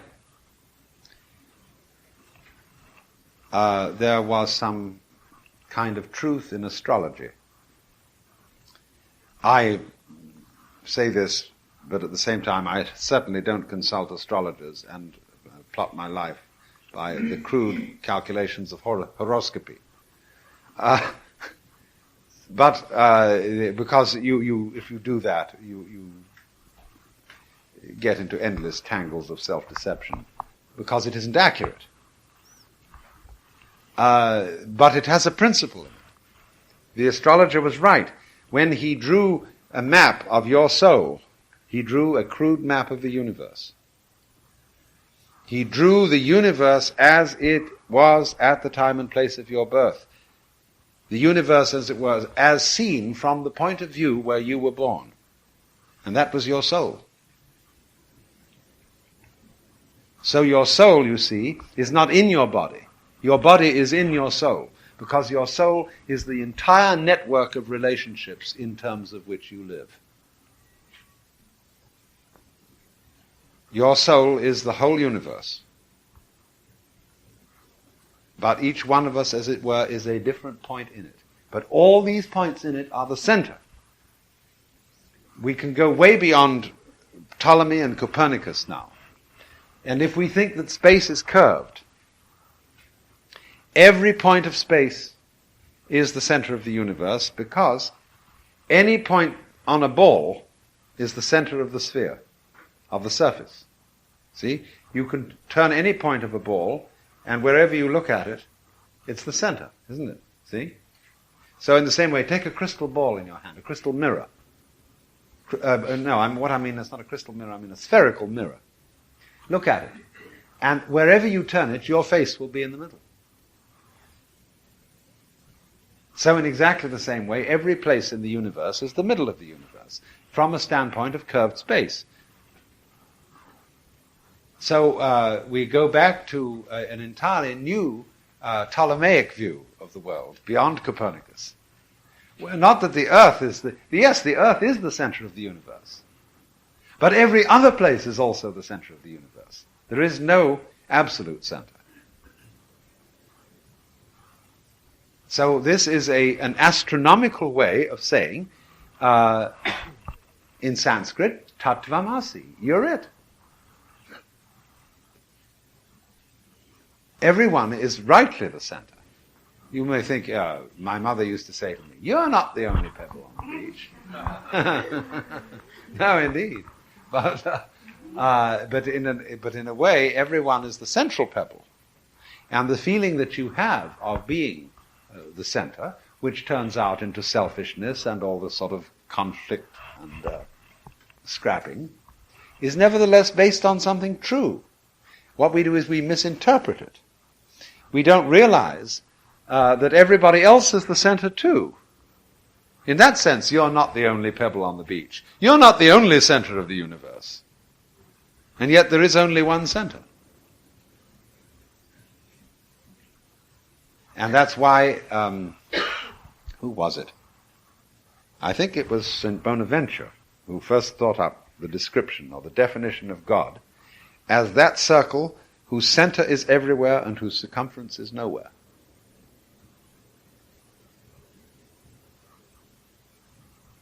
And this is a poem, I seem to remember, from Alfred Noyes. "Where," said the king, "oh, where? I have not found it. Here," said the dwarf, and music echoed, "Here. This infinite circle hath no line to bound it. Behold its strange deep center everywhere."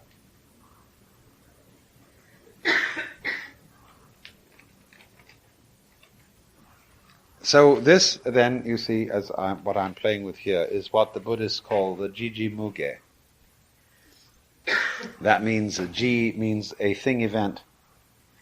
And you repeat it twice, so it means between thing event and thing event. Muge, there is no mutual obstruction.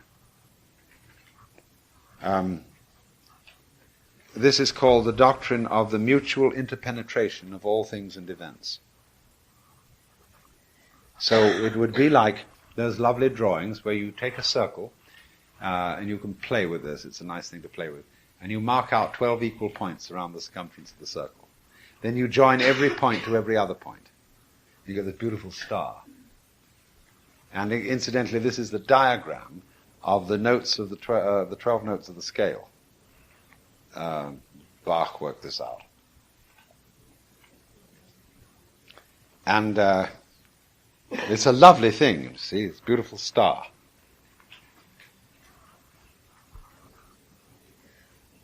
So this is the diagram of the way it all fits together.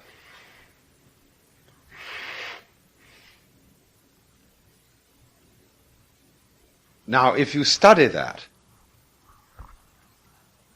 and by study again, I mean not just think about it, but feel it out, you will find very strange thing happening.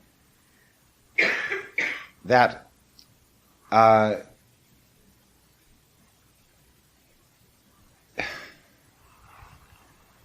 you will find that the present moment, with all its particularity in which you live and are functioning now, is exactly the same thing as anything you could possibly conceive of as eternity.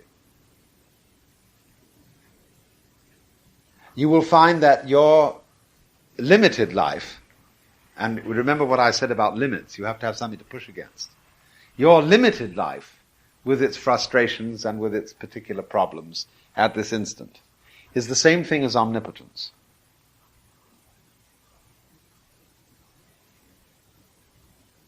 And that your situation in space, which is appears to be in Sausalito, California, sitting on a boat which has a rickety old thing.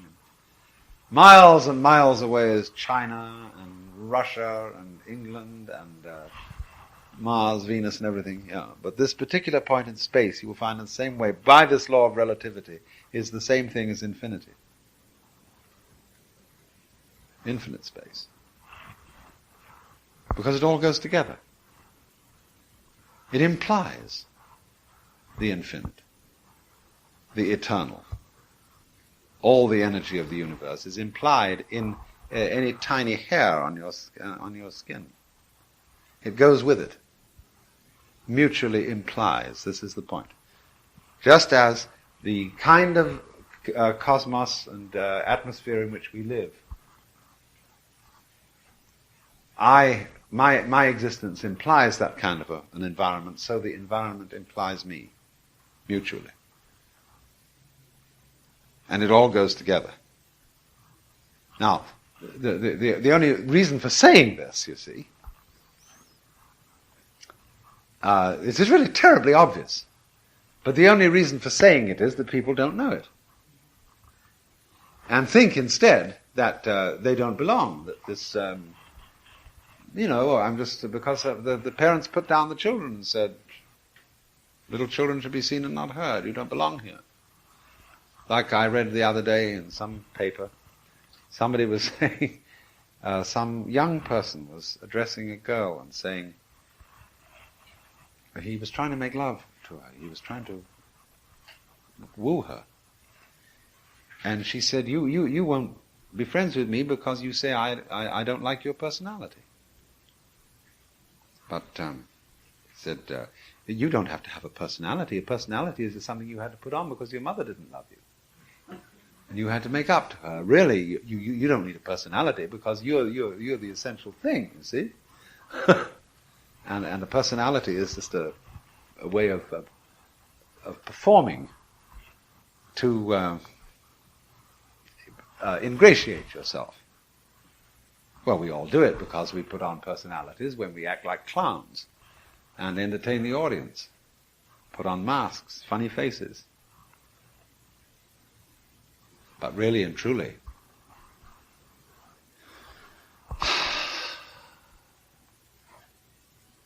the mask covers the one self that we all have, and we all know it.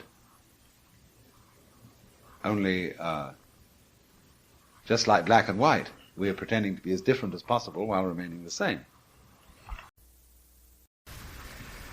I said that one of the aspects of cosmic gamesmanship that we were going to deal with would be group theory.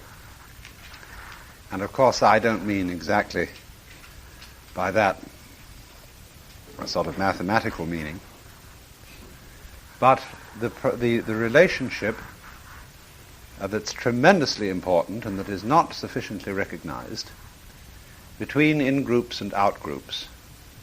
You know how you've heard about little birds where they're cold and they're all huddling together, the idea being to see who can get most inside. And human beings are just like that. And so also is everything else.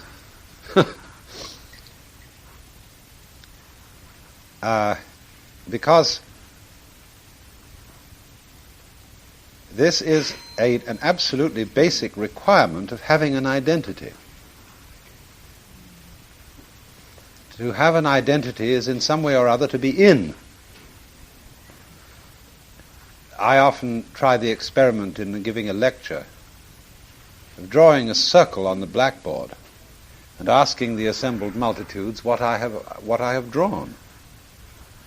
And people will almost invariably say that I have drawn a circle, a ring, or a ball. Only very rarely does some bright person suggest that I have drawn a wall with a hole in it. Because the Gestalt theory of perception shows us that our attention is captured by enclosed areas as against open areas, and by moving objects rather than still. And so always, therefore, we tend to prefer the in situation. That is something, you see. The star is an in situation with respect to space. The space is the out situation. And so we feel that space is not important, it is nothing, it is just unimportant in a way. But the in situation is something. So then whenever human beings get into an out situation, like being a rejected minority, living on the wrong side of the tracks, they will find reasons for convincing themselves that their situation is the truly in one, and that the people who claim to be in are really out. So, as I have sometimes said before, I hope this doesn't bore too many of you, but in Sausalito we have exactly that situation. We have the hillbillies, who are the old-time people, who regard themselves as in, because they have the money and they live in the fancy houses up on the hill. And then we have the waterfront people, whom they regard as out, as a nefarious bunch of beatniks and bohemians and scallywags. And so the people at the hilltop fortify themselves at their cocktail parties with conversation about how awful the people are down on the waterfront. And at the cocktail parties down in the waterfront, people fortify themselves by discussing the squares on the hill. And we believe down here that we have the true way of life, that we're not beating our heads out, making money to buy pseudo-rocket ships. Although I do own a pseudo-rocket ship, but it was wished on me. Because, you see, I try to be a bridge person. That's what's called a pontifex. one who, between opposed classes, points out the connections.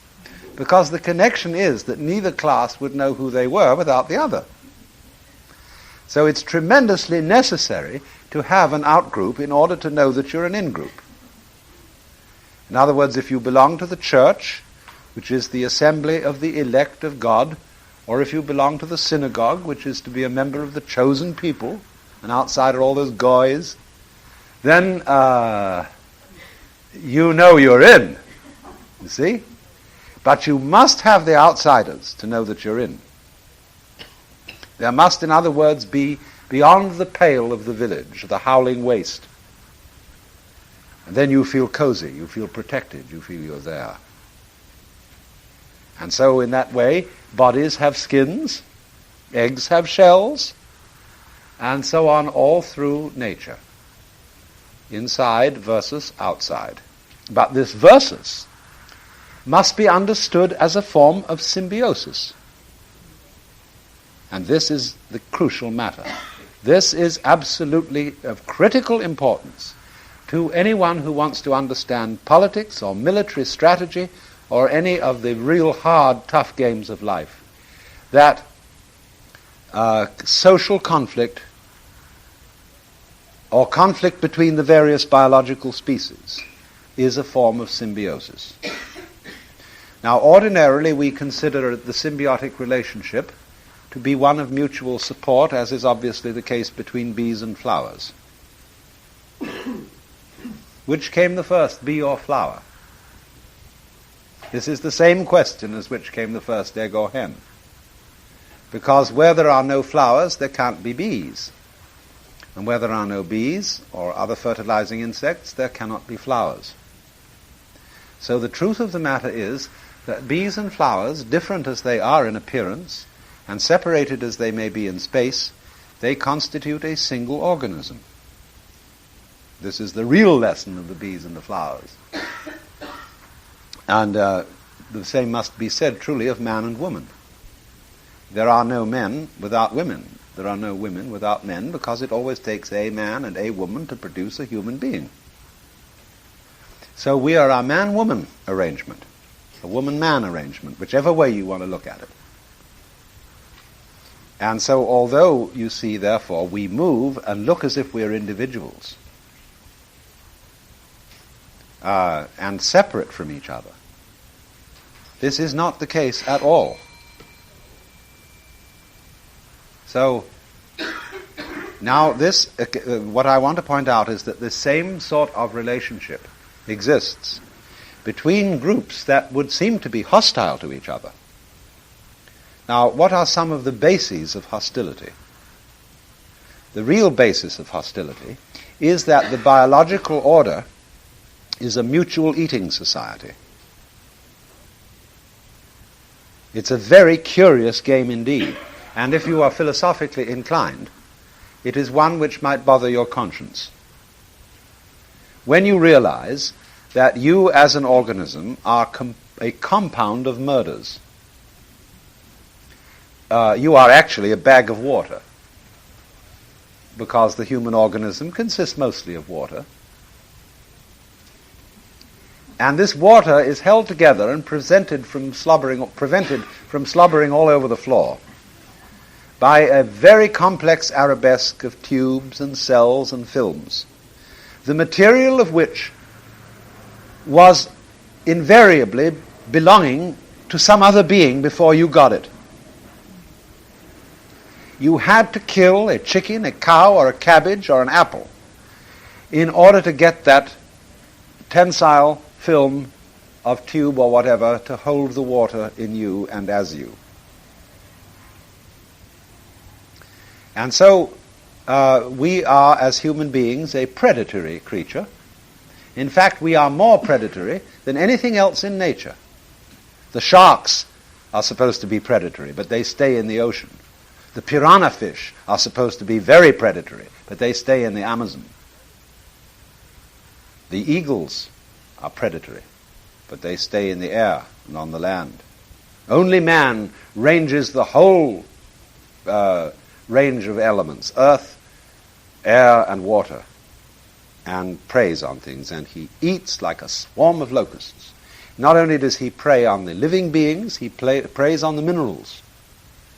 And someone recently described our civilization as a lot of people sitting in the middle of a sewage dump shooting rockets at the moon. Because if you get Playboy magazine for September, and read about the use of water, or rather the misuse of water in our civilization, and it is absolutely horrifying. We've got to get that atomic power bringing us water from the ocean in nothing flat, or we're going to be very thirsty. And you can see how we use water in the most amazingly uneconomical ways. So we are a predatory monster eating up the planet. And I have seen, say, a sorrel plant in the country covered with green fly. One day it is full of little green succulent bodies having a ball. A day or two later, stalk with grey dust all over it. See, they multiplied to the point of eating up the plant, and so they turn into grey dust. Human beings could do just exactly the same thing. And the reason why human beings are in danger of this is that they have refused membership in a mutual eating society. They want to be top and only eater, and do not want to be eaten. So that instead nowadays of returning what you ate to the earth, we return our remains to the earth in an unassimilable form. Our remains include not only mummified, formaldehyded bodies, courtesy of the morticians, encased in concrete so that no worms even can get in, but also the fact that many things that we return to the earth are no longer in the organic cycle. For example, rust does not assimilate properly.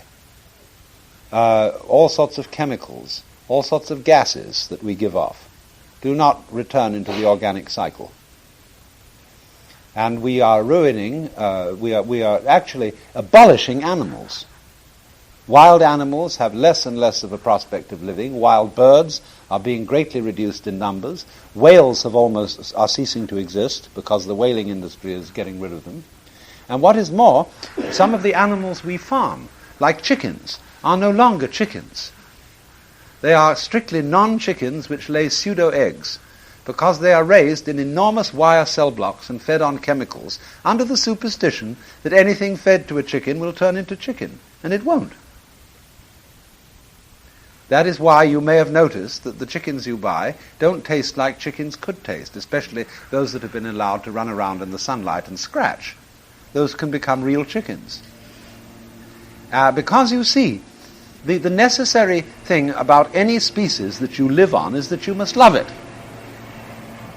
I love you so much I could eat you. Or, I eat you so much I could love you. But where you get things raised without love, you cannot love a whole cell block of chickens. You cannot love wheat when it is grown in vast wastelands or out of any trees, and it is sheared off the earth and then winnowed and reduced to pancake makeup, and then chemicals are added to it, and it is converted into the styrofoam material called bread. Like one converts milk into casein, so one converts wheat or rye into a plastic material, which is a kind of universal solvent, which is nothing at all and tastes of nothing at all. In fact, when you feed babies that kind of nasty white pablum, and you feed it and they always spit it back into the spoon? Well, our white bread reduces itself to that instantly on the contact with liquid and becomes a miserable paste. It's not bread at all. So,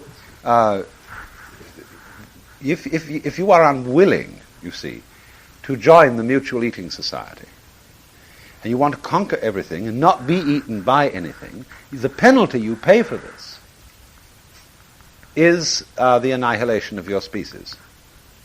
And you eventually annihilate through eating things that taste like chalk and string. That's what it will come to. Because you don't love what you eat. You have no respect for the raw materials. So,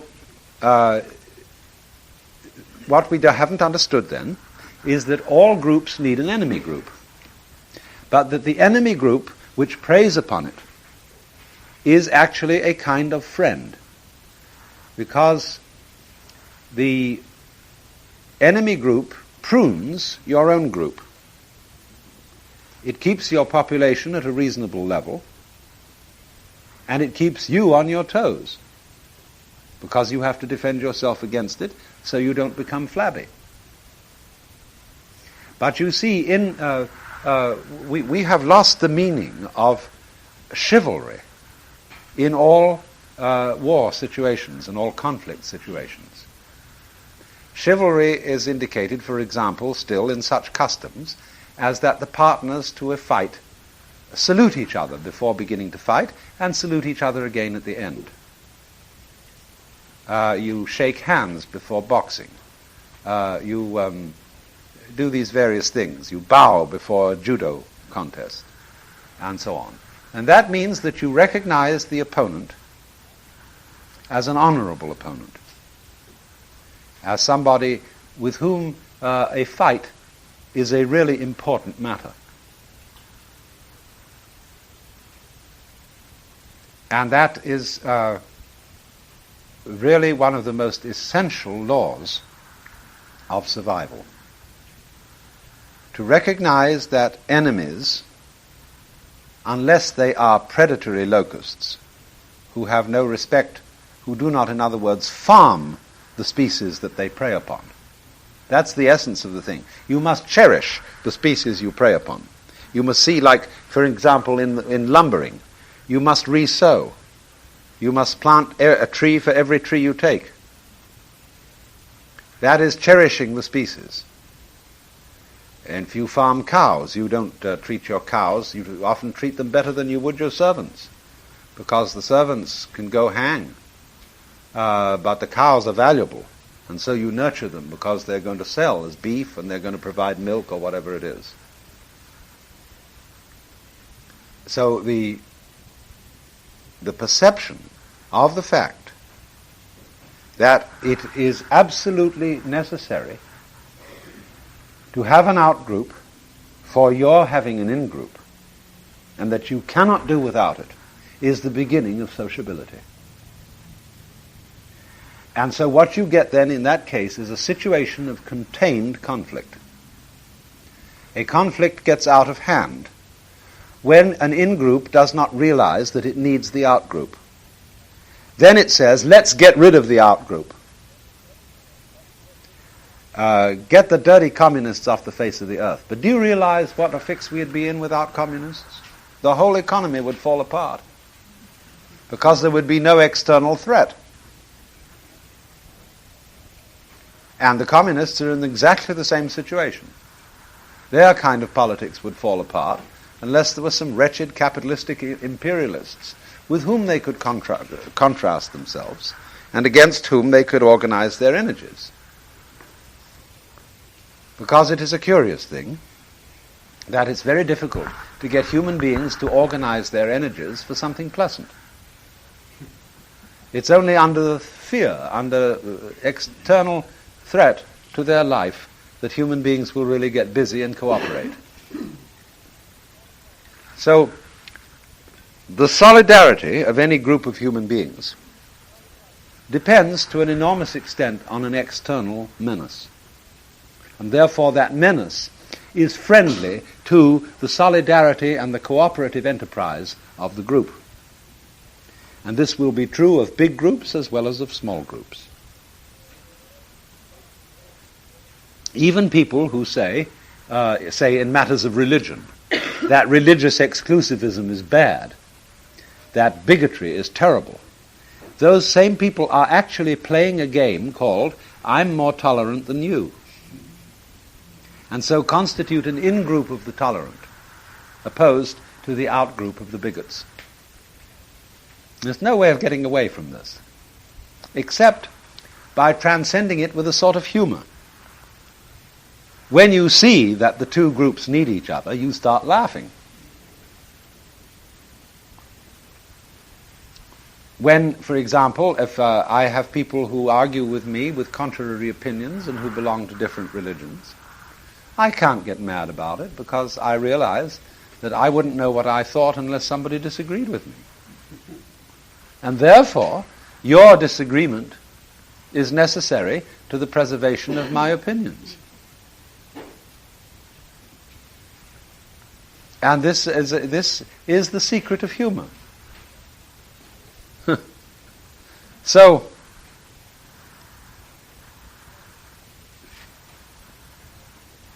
when you realize that, you are given one of the most important clues that there is to the nature of yourself. Now you see, we are all brought up in a huge historical, cultural, linguistic background which has a very powerful influence upon the way in which we experience self. And we experience self as an enclosed island confronted by an enormous outgroup called the universe. Within me, within my body, is a palpitating, soft, sensitive reality. There is the self. But outside, I don't feel. When I hit you, you suffer, but I don't. It's the outside is therefore somehow alien. And it has been drilled into us, therefore, that the world as a physical entity or process is an organization that goes on and on and on, probably through all eternity, but that the individual is in it as a brief occurrence, and is furthermore, as man, a tiny little germ living on an obscure rock, revolving around an unimportant star on the fringe of one of the minor galaxies. And that the other galaxies are much bigger, and that there are more of them than you can think of. And so this puts us in this extremely remote position, as if to say, you don't really belong at all.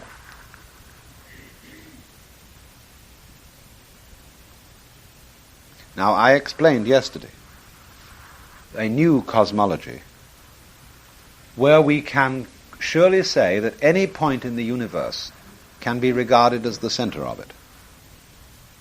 There is no absolute center, but all points are the center.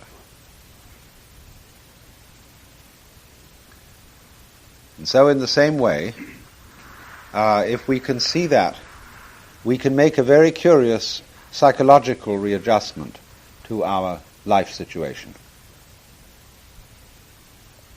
And learn how what it is that we call I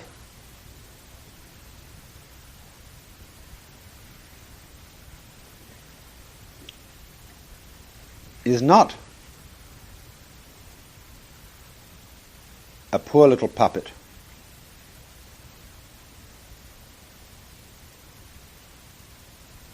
but that the situation of I-ness, that is to say, of feeling central to all things, is a kind of distortion of the true situation.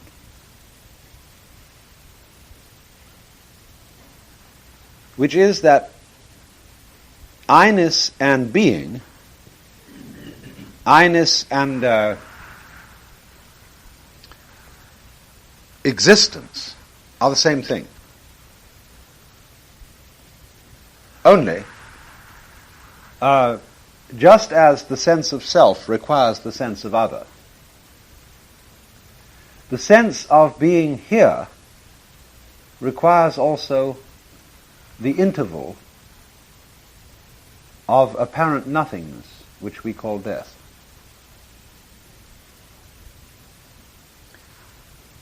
Life goes with death in the same sense as self goes with other.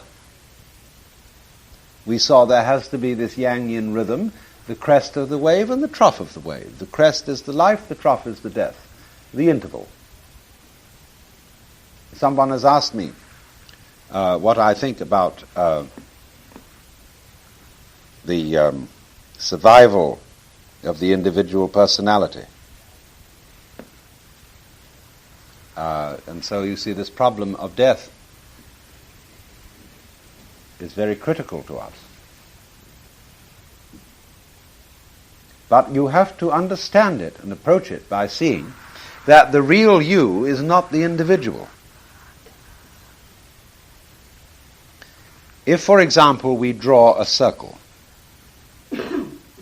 and that circle represents the universe, then we draw rays coming from that circle in such a way that you're drawing tangents to the circle which meet at points outside it. So making a star in which each ray is a point which focuses the entire diameter of the star.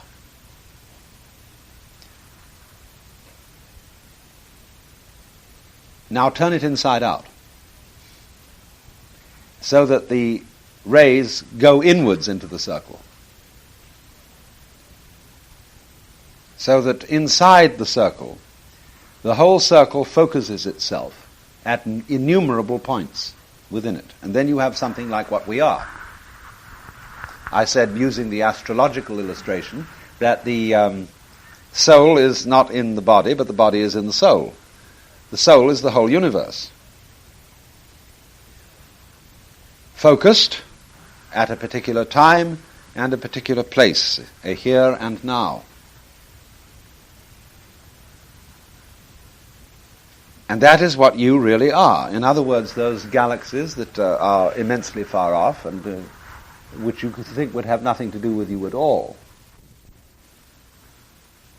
that's in you. And what you call your body, your brain, your nervous system and so on is in you too.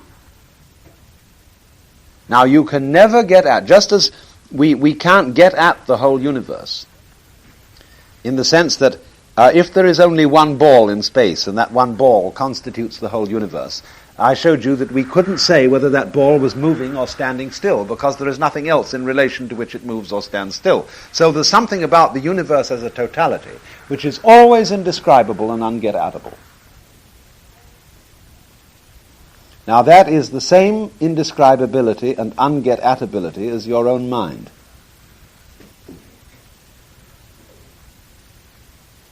There is no way, in other words, just as we cannot find a name for the color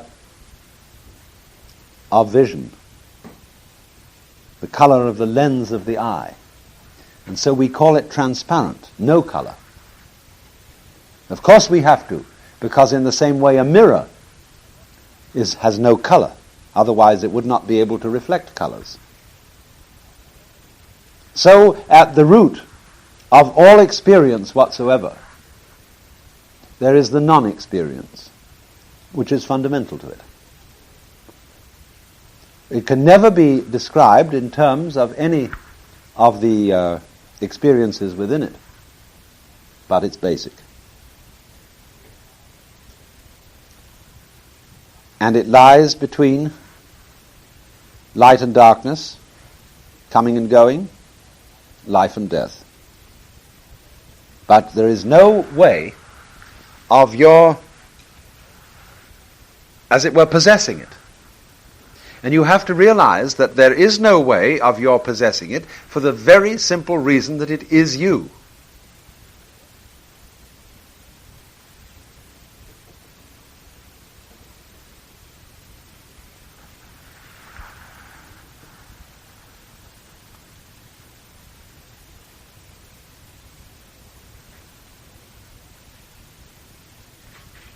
So, because of the invisible and intangible nature of this reality, one tends to forget all about it.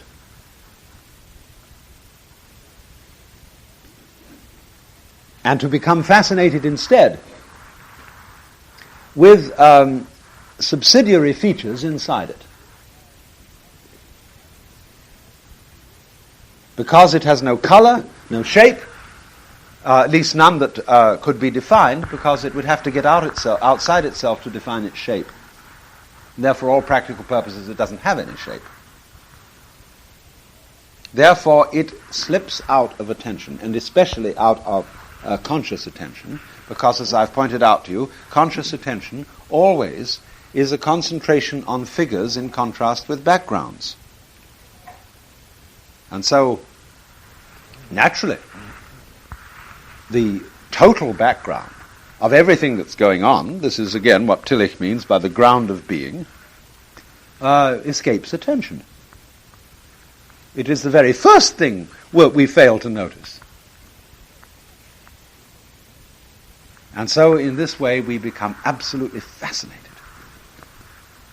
with all the things going on inside it. And we start identifying with them and taking sides, as if, for example, again, when you read the newspaper and you read about all the terrible things going on, you find you get worked up. You get mad about this, that, and the other. And before you know where you are, you're completely absorbed. It's just in the same way as going to a play or in the cinema. You get infuriated, you get excited, you get so on. You've identified, you see, with the contests going on. If you could look at your blood with a microscope and see all the different kinds of creatures in your blood eating each other up, you would think that you were in grave mortal danger if that side is going to win. Wowee, look at that poor thing, and that's part of me.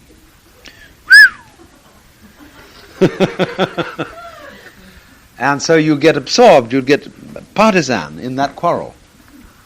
So we're all, in this way, absorbed in the daily events going on, the conflicts and everything like this, and we're taking sides. Not realizing, you see, that you can't actually take sides, because you need both sides. You are both sides. You are self and other. You are inside and outside. How can you take the side of the outside against the inside? Because if you won, you wouldn't be outside. You wouldn't be inside either.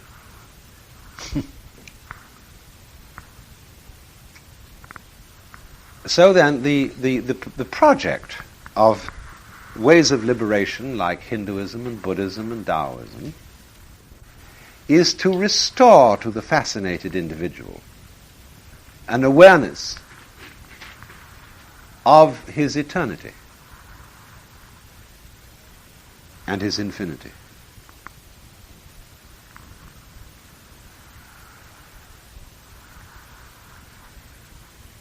Not necessarily in terms of what we ordinarily call personal immortality, a system in which we would be able to go on into a future life with memories of all the past lives through which we have lived, or past times in which we have been, so that I could address myself to the pleasures of heaven in the person of Alan Watts. I think there might be something mutually exclusive about that.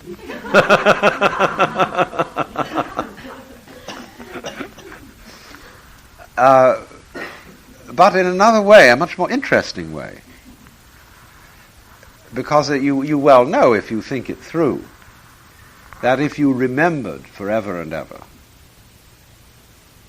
and had a kind of continuous, accumulative experience, that after a while you would want to forget things that had happened.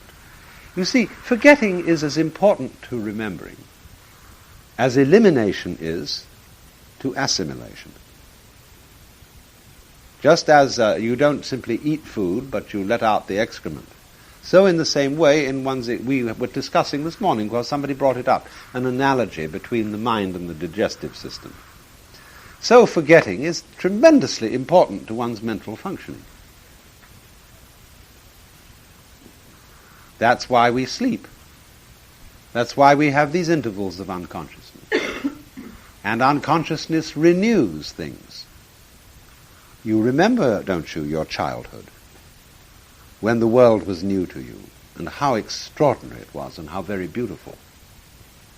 Well, if you want to go on being an adult for always and always and always, you can never have that experience again. Because you've got to die first.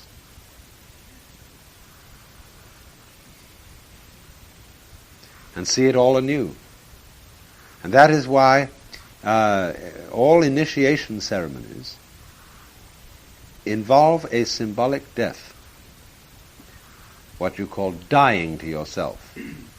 In various rituals, people are put in coffins. And all books of the dead, like the Tibetan Book of the Dead and the Egyptian Book of the Dead, actually are coded references to initiation rites and initiation processes, whereby you die to come alive. And that is, for this reason, thinking about death is extremely productive. You know it's so difficult to think about death, isn't it? Imagine what it would be like for consciousness to cease and never occur again. To go to sleep and never wake up. This is a consideration which teases you out of thought. What would it be like to start out of nothing at all, as it seems that you did when you were born? That equally teases you out of thought. What is outside space? You see, all these questions, which are beloved of children, bring you to a point where you have to stop thinking. You can't possibly imagine it. And that is a creative moment when thought is nonplussed. Because what you have got to at that point is yourself. Just in the same way as you cannot conceive yourself in its vastest sense, in the sense of being one with the universe, so you cannot conceive these particular questions that I have raised. And you will find, if you think long enough about death, about the possibility of your total disappearance, and which will, so far as you're concerned, be the total disappearance of everything else. There's a clue in that, you see, as to who you are. If you think long enough about that, there will occur a curious flip. Yang leads to yin. You will realize that the infinite nothingness into which you will disappear when you die was the same infinite nothingness out of which you came when you were born. Do you remember not existing for millions and millions of years before you were born? You see how it flips? And so you will see the rhythm of this. That you know, of course, from objective observation, that after you are dead, there will be babies born. Baby humans, baby snakes, baby beetles, baby spiders, baby fish, billions of babies. You've watched people die, and you've watched babies born later. So then, you will be every one of those babies. Only, one of the interesting properties of being a baby individual is that you can only experience yourself one at a time. That's the game. There would be no point in experiencing yourself as many eyes simultaneously, because the nearest thing to that would, of course, have being the self of all the cells in your body, which are coagulated into one individual. But you are all of those ones that are born. But each one, of course, experiences itself in the singular. So you can expect very well after you're dead to have the same experience in general as you had when you were born. Now, it may be that you are born again as a human being, or you may be reborn as a fish. But if you are a fish, you will be in a situation where you feel that you're a human being and that people are fish. I mean, they're something else. They're another species. You are the center species, which is the human situation. So it will be like it is now. It keeps repeating itself, only it does it with variations on a theme. That's the reason for the many different species, many different kinds of consciousness. So you do not need, if you understand the sense of this, you do not need to believe in any secret supernatural information which I might have access to and you don't. It is perfectly obvious what's going on. You would say, but there is no connection between me and somebody else living later. My dear friends, there is no connection between the molecules composing your hands. There are no strings joining them together. There is nothing but space between them. There is, as I talk, no connection between the sounds I'm uttering because they are vibrations.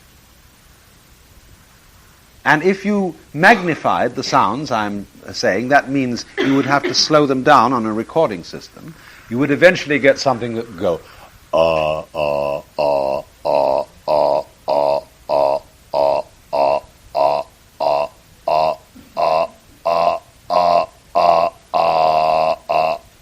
and you see, I can gargle that a little so that you can, I get deep bass enough, you can actually hear the texture of the sound. That is to say, you're beginning to hear the spaces in the vibration. What is the connection between these things? Well, you say as you listen to it while I'm talking to you, it makes perfect sense. Or it's just one sound. Ah! Sounds like it's one sound, continuous, but it's not. It's discontinuous. But when you look at it from far enough away, it looks like it's continuous. So it is with connections between lives. With connections between anything whatsoever. There are no connections. You can look at the universe from the prickly philosophy point of view and see it as purely discontinuous particles. Pat, pat, pat, pat, pat, pat, pat, pat. Machinery. But if you are a goo type person, you see it as all continuous. Wavy, you see, instead of going pat, pat, pat.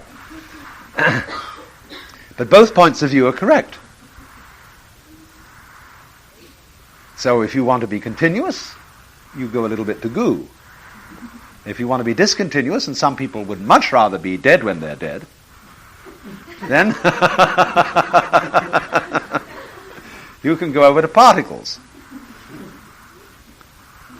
But you must realize, you see, that the differentiation between particles and waves is a differentiation that is necessary to both sides of the difference. You'll always find this is so. Whatever kind of duality you make, you will never be able to escape non-duality, which is what holds dualities together. So, cheer up. The whole system is rigged. That you're it. Only you learn to be bugged. Yes, to be bugged. To be phased by eventualities. See? Well, suppose, when you're a baby, you see, this is pushed into you by the whole society. The babies know, you see, when they first arrive in the world. The babies know, though they can't say, because they don't have any language. But they know who they are. They have what Freud calls the Oceanic Experience. I don't know really how he found this out. See? The whole problem of a child psychologist is that we would just love to teach an infant to talk so that it can tell it how it feels not to be able to talk. How things are before you get any concepts. And so we have a kind of a theoretical notion that a baby experiences the whole world as its own body. And it makes no differentiation between itself and its mother. And so on. Maybe. Very probable. As a matter of inference, because none of us remember quite how it was. We can't remember because we didn't have any words to put our memories into. No notation. Memory depends to a large extent on such notations. Well, you can get regressions by hypnosis, and maybe they tell us something, maybe they don't. But at any rate, what happens is that as you start to grow up,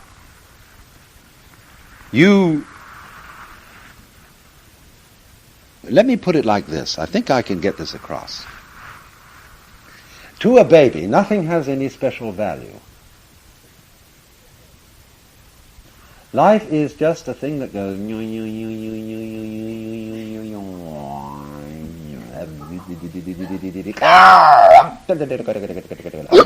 See? There's something just happening. There's just a play of energy. See? And there's nothing to say in it that this is the right noise and that's the wrong noise. This is the right shape and this is the wrong shape. It's all just shape. It's jazz. With no discrimination as to what ought to happen, what ought not to happen. When the baby's in pain, it hasn't yet been taught that pain is bad. The baby just squawks. And squawking isn't necessarily bad until mamas teach babies that they ought not to squawk. Then squawking becomes bad. Now, when you get enlightened at the other end of the road, you will once again see that everything that's going on is just in all kinds of ways. Marvelous. It has no value. It doesn't have to go on, but as a matter of fact, if it stops, stopping means going on later. It's just an interval. There's nothing except intervals. You can't, just as there's nothing outside space, you can't stop permanently. Supposing you take the theory that the universe is called the explosion theory of the universe, that there was a big bang sometime or other, and that all these galaxies were flung into space, and they are systems of falling energy. And eventually they'll fade out. And that'll be that. Well, then what? Well, but then how did it ever get to start? I mean, presumably before it all happened, there was nothing going on, which will be the way it is when it stops. Anything that happened once can happen again.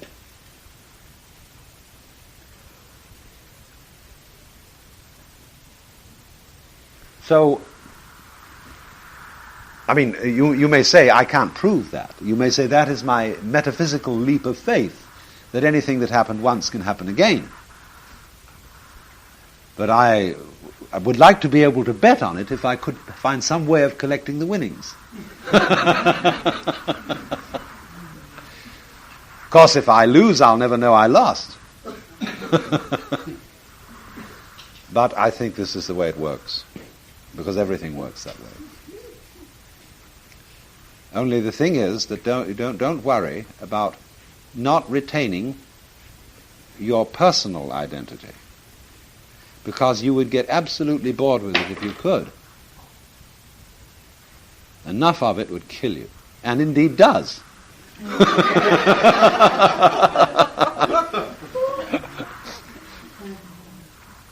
So, in Far Eastern philosophy, human life is looked upon very much as one looks on the seasons. And spring, summer, autumn, winter. And as there is felt, especially in Japanese poetry, to be an absolutely essential rhythm in the rhythm of the seasons, so too there is felt to be this marvelous rhythm in the biological cycle, in the life cycle. And you will disappear. But you will reappear. And the interesting thing about it is this. You could reappear in a form very like what you are now. Just in the same way as two performances of a given musical piece are different performances and yet the same composition. And there are all possibilities of making this energy system go into every conceivable kind of complexity and differences of shapes and differences of games and every conceivable sort of possibility. And it's going wah, wah, wah, wah all through time.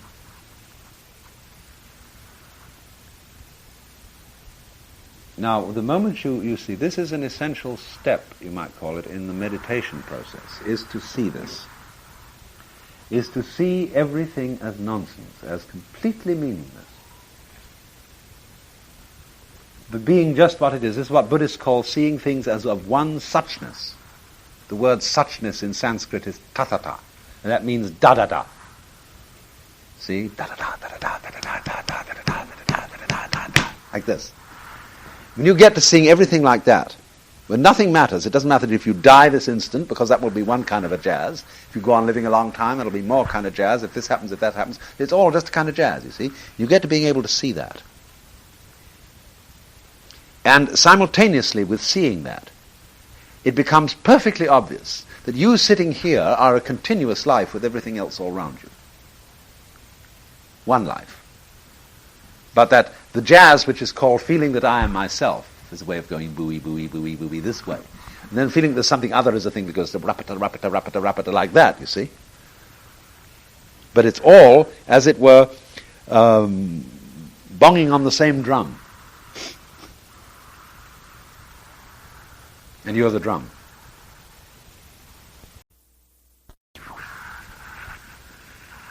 Well, now, following on from our discussion yesterday afternoon about relativity and about the mutual interpenetration of every individual thing or event in the universe with every other one, and having previously discussed in the morning the yang-yin principle, the interrelation of the opposites, we are in a position to take a look at the meaning of this extraordinary classic of China, the Book of Changes, called the Yi Jing, not the Wai Ching. I'm afraid that the way that we Romanize Chinese words bears very little resemblance to the way they're pronounced. That's because the scholars have a secret conspiracy to outgroup everybody else, because only if you're in the know do you know the fact that it should be Jing when there's no apostrophe after the CH, but Ching when there is an apostrophe after the CH. And so it goes. So the Yi Jing, or the book, or Jing means a classical book, a scripture. The Sanskrit sutra is translated into Chinese by Jing. So the classical book. The book of Yi, which is change. It is suspected that the character for Yi was once a picture of a chameleon or lizard. And that because in the same way that the chameleon changes its color on whatever background it's put, so it came to mean change. But you see, in that idea of change, it isn't simple change. There's an idea of adaptation, an idea of harmonization with surroundings. And one of the basic ideas of Chinese thought about nature is a word that means resonance, as when tuning forks respond to each other. And so the resonance between any individual event and the context in which it occurs is one of the most important things that strike the Chinese mind. For example, if we take blood, blood in the veins is not the same thing as blood in a test tube. Because it's in a different environment, it is not behaving in the same way. And to a very large extent you must say that a thing is what it does. I never tire of pointing out this fundamental confusion in our thinking by reason of the fact that grammar contains both nouns and verbs, and therefore gives the impression that there are two quite distinct classes of reality. One is process, denoted by verbs. The other is stuff, objects, entities, denoted by nouns. But actually, there is no need for this division, because all nouns, all so-called things, are processes. They are particular forms of behavior, and we never can possibly describe anything but their behavior. We can say what they do, but we never can say what they are, and we can never say what does things. There isn't any need for anything that does anything. All you need is doing, that is energy. And that's enough for anybody. What is energy? Well, look at it and you can see for yourself. You don't need to define energy. Just like mathematicians found out that for purposes of geometry, you don't need to define a point. You use points, but you don't say what they are. To say that a point is that which has position but no magnitude is a lot of nonsense. Position but no magnitude. That's this gobbledygook. And it's based on human beings being confused by the words they use. So in this way then, in Chinese thought, the world is process, and it's changes, because behavior is change. And so they watch the rhythm of behavior, and as you see basically, one of the basic rhythms of behavior is a wave. Waves on the water, waves of sound in the air, light waves. And the nature of a wave is that it's yang and yin. It has a crest and a trough. Now you can't have a crest without a trough. You can't have half a wave. There is no such thing in nature as a half wave. So there are always full waves, at least one full wave in any energy system, and that implies a now you see it, now you don't. An up and a down, a crest and a trough. And the crest is the yang, and the trough is the yin. Well, now the Book of Changes has a very mysterious history. And scholars are naturally disposed to believe that a great deal of this history is pure legend. But there was supposed to have been, many thousand years ago, a great sage emperor by the name of Fu Shi, who was followed in due course by a king whose name was Wen. And Fu Shi is said to have looked around and studied nature, and to have felt the forces in it, and to have invented what are called the Bagua, or the 8 trigrams. Now you see, if you will arrange yang and yin, which are represented by broken and unbroken lines. Unbroken line for yang, a broken line for yin. If you combine these in groupings of 3, you have 8 possible combinations. For example, 3 yang lines, which are unbroken, will then represent what the Chinese call Chen, or heaven. 3 broken lines, being all yang, all female, will therefore represent the opposite of heaven, which is earth. 2 broken lines on either side of one unbroken line will represent water, and the opposite arrangement, 2 unbroken lines on either side of one broken one, will represent fire. And so on until you get 8 fundamental elements. And this is called the Bagua. You will see on the national flag of Korea. There it is, with the yang-yin symbol, the 2 interlocked black and white commas in the middle. And you will find this symbol of the yang-yin and the Bagua on ever so many plates and Chinese objects, the backs of mirrors and things like that. It's a very common thing. And the idea is, you see, that it represents 8 elements of the process of nature. Now, we used to say in the West, before, in a pre-scientific age, that there were 4 elements: earth, water, fire, and air. We got this from India. The Indians add another one, actually, called Akash, which is space. We say now that is pre-scientific gobbledygook, because actually there are how many elements today? 90-something have been established by chemistry. But it's the same sort of thing as saying there are 3 primary colors, so many colors in the spectrum, so many notes in the scale. It is simply that in order to describe nature, you have to divide it up some way. For example, in classifying people, there are various schemes that have been worked out. We talk about there being extroverts and introverts, and Jung made up his 4 functions so that he could describe intuitive types, sensation types, thinking types, and feeling types.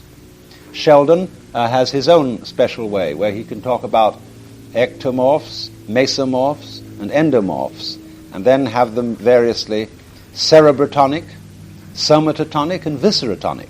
And he could combine these 3 in various ways. Now, a man like Aldous Huxley was quite obviously a cerebrotonic ectomorph, a long, skinny intellectual.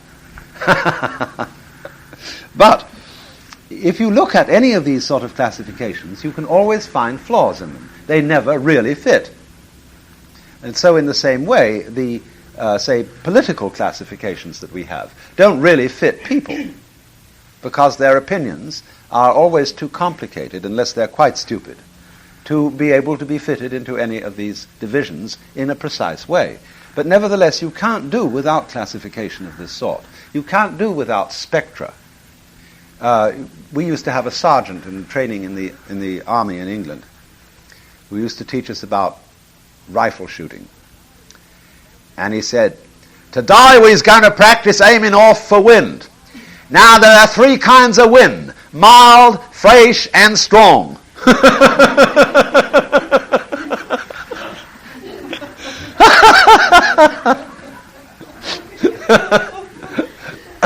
And 3 kinds of wind, and there you are, stuck with it. You see, because as always, you can always think of this extreme, that extreme, and something in the middle. See? Well, now, you've got something a little richer to play with if you have 8 instead of 4.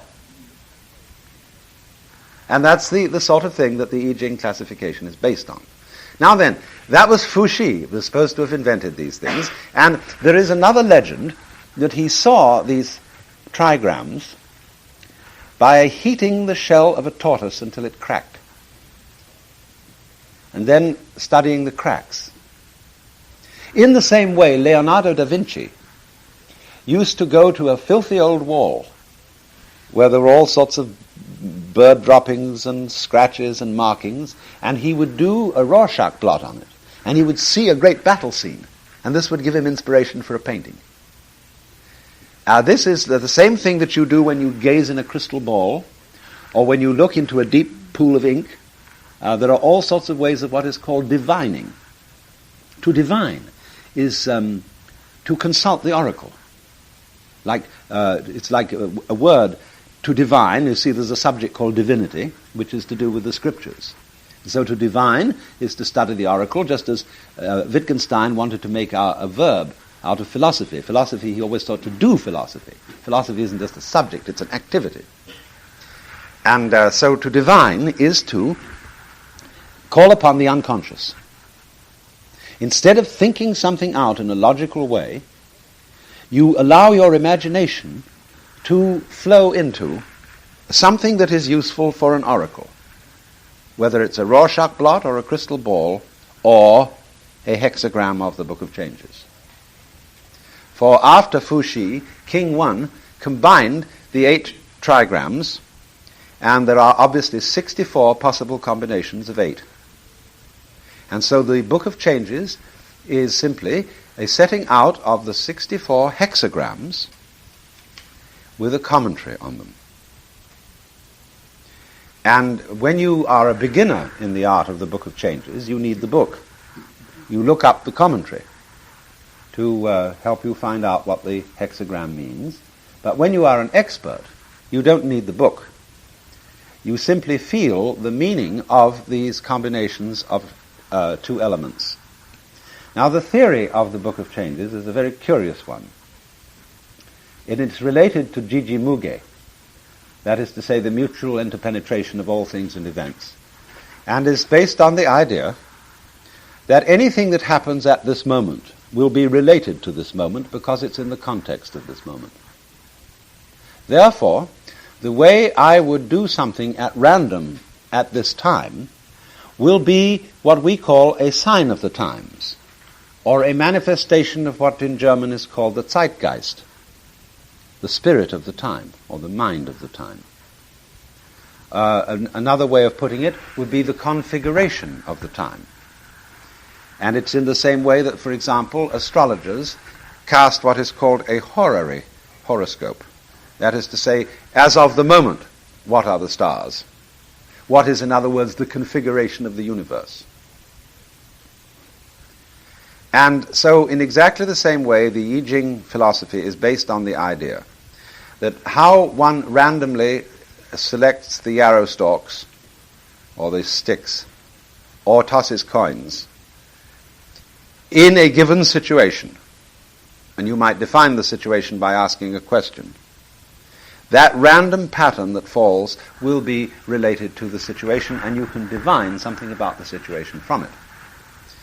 I remember a Zen master who used to use the I Ching. He had another way. He would take anything. He took, for example, one day a bowl of flowers, and he looked at the pattern of the arrangement of the flowers and derived a hexagram from the pattern.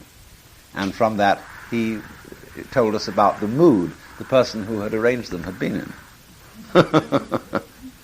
Now, of course, this is all, from our scientific point of view, unverified and may be unverifiable.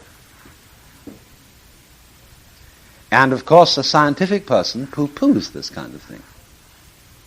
Because he would say, that's not the way to go about deciding what to do in an important situation.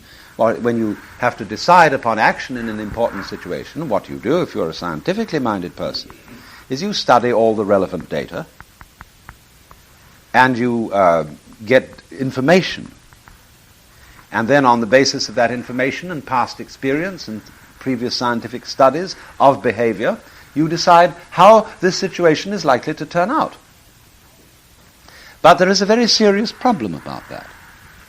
It is not any use for practical purposes. It is only applicable in trivial situations, which are highly controlled in an experimental way. For example, in the old times when you went to the doctor, he would look at you and prod you and smell you and come up with some feeling about what was the matter with you. No doctor will do that today. They say they don't move unless they take innumerable tests. See? So you're tested and measured precisely. Then they come back and they think about it. But you know, they still don't know what to do. Because there comes a point in any decision-making process where you have to act on hunch. How do you know when you've got in enough data about any situation when to call a halt? Because you can go on collecting data forever. There are always infinitely many variables in any situation whatsoever, and especially in the human situation. So ultimately, you don't kid yourself. You are always deciding on hunch what you're going to do. Even the best informed person ultimately comes to a leap of intuition before making a decision. So then, when you really don't know which way to decide on a certain thing, people say, flip a coin. You know, you can always rib Christians on this because the disciples of Jesus cast lots to make a decision. But we're always doing that. Fundamentally, you're always at the point where you don't decide for what we call purely rational reasons.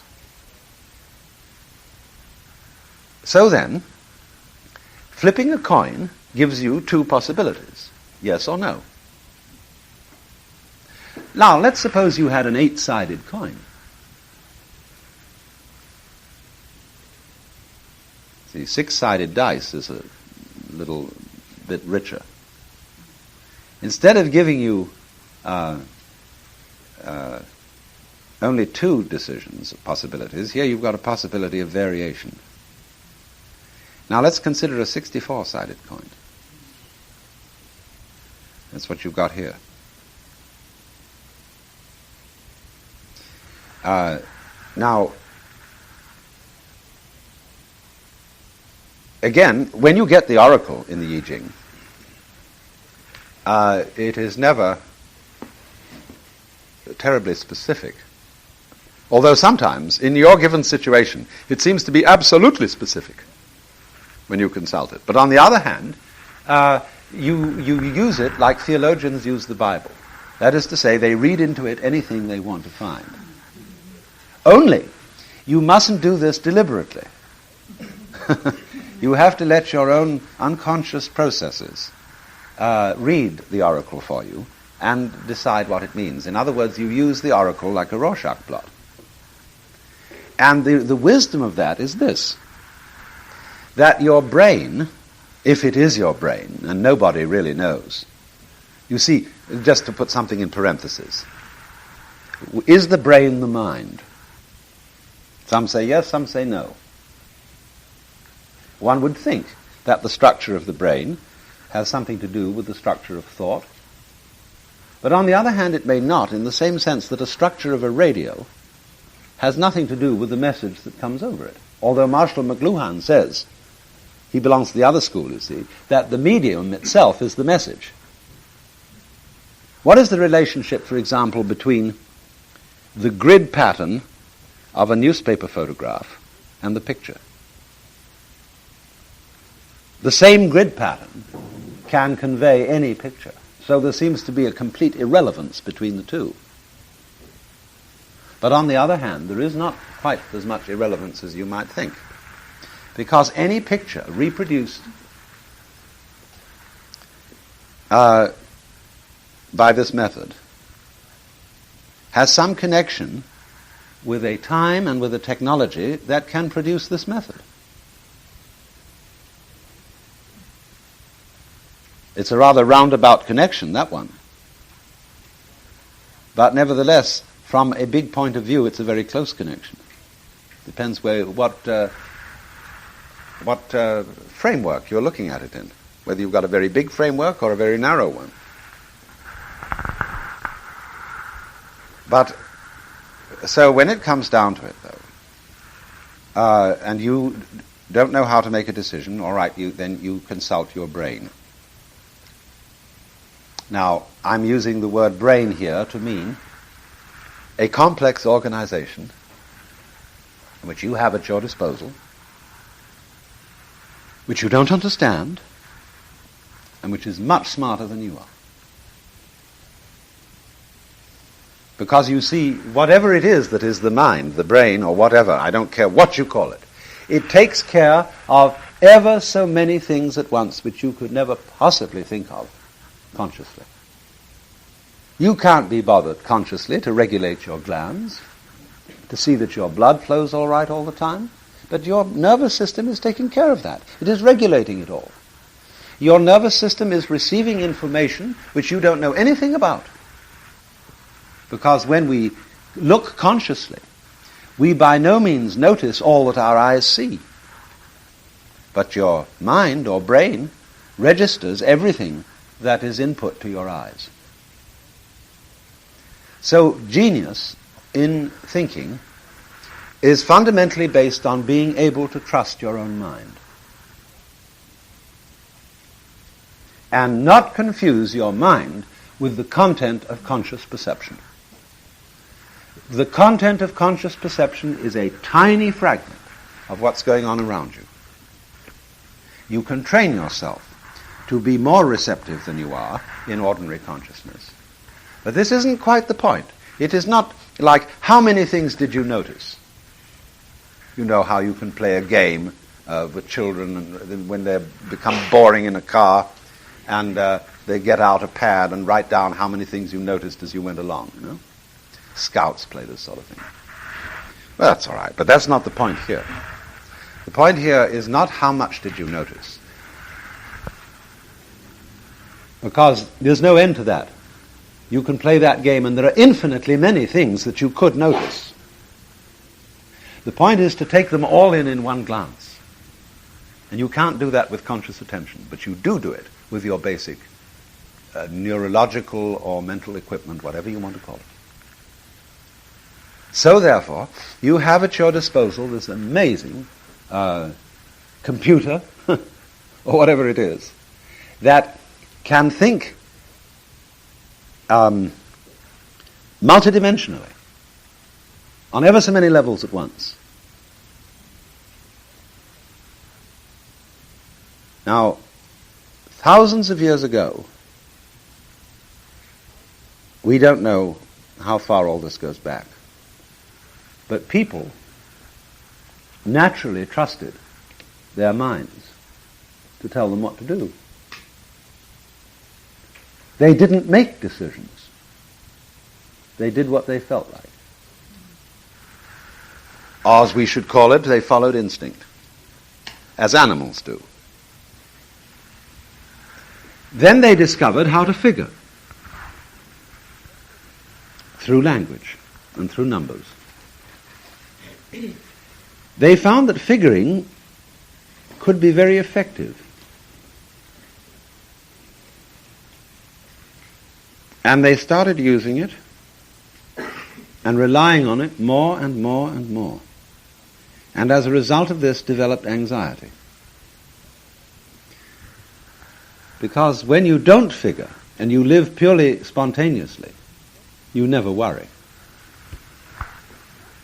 If this decision is disastrous, it's disastrous, and death will hit you in a hurry and you'll never know what hit you.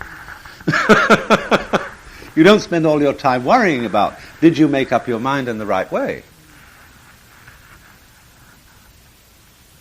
And you see, that may lead to trouble. But the thing is that people don't realize is that everything leads to trouble in any case.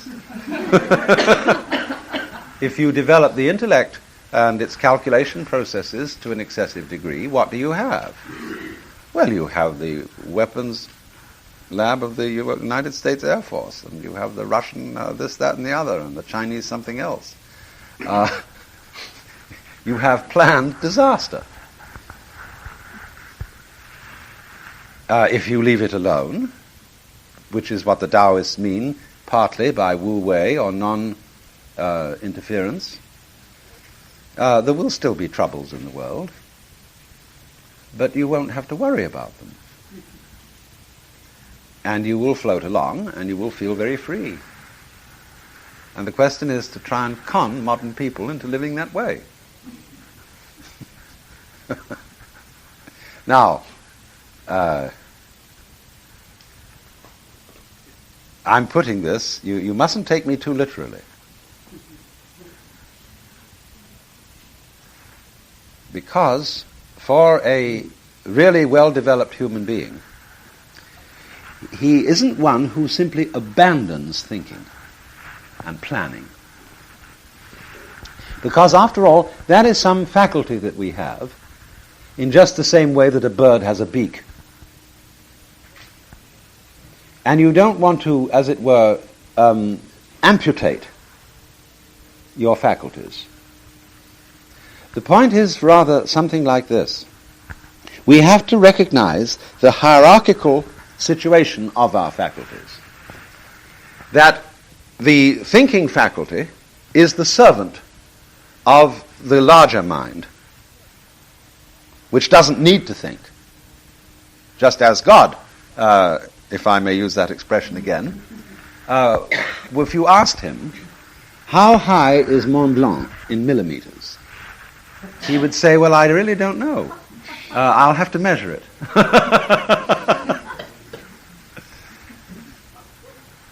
Because to ask that question is to ask the relation of Mont Blanc to a ruler. Mont Blanc is not in itself any millimeters or meters in height.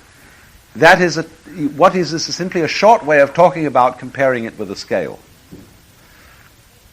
And knowing what it is in height is the same thing as comparing it with the scale. So the Lord would have to say, I must get out my ruler. Just in the same way as you don't know how you breathe, but you do it. So the Lord God creates the universe without knowing how it's done. That is to say, knowing in terms of technical considerations. But you still know how to breathe, even if you don't know how you do it, because you do it. That's knowing how to do it. You know how to walk. Do you know how to think? Nobody does. But they do it.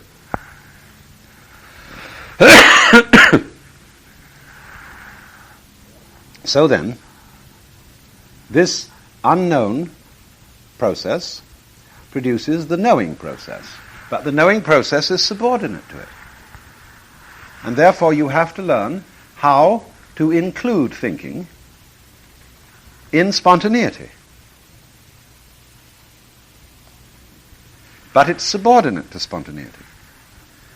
That's when I wrote that thing in the bulletin about Suzuki and ended with a quotation in which he described his own life as a thinker, because he was an intellectual, he was a scholar.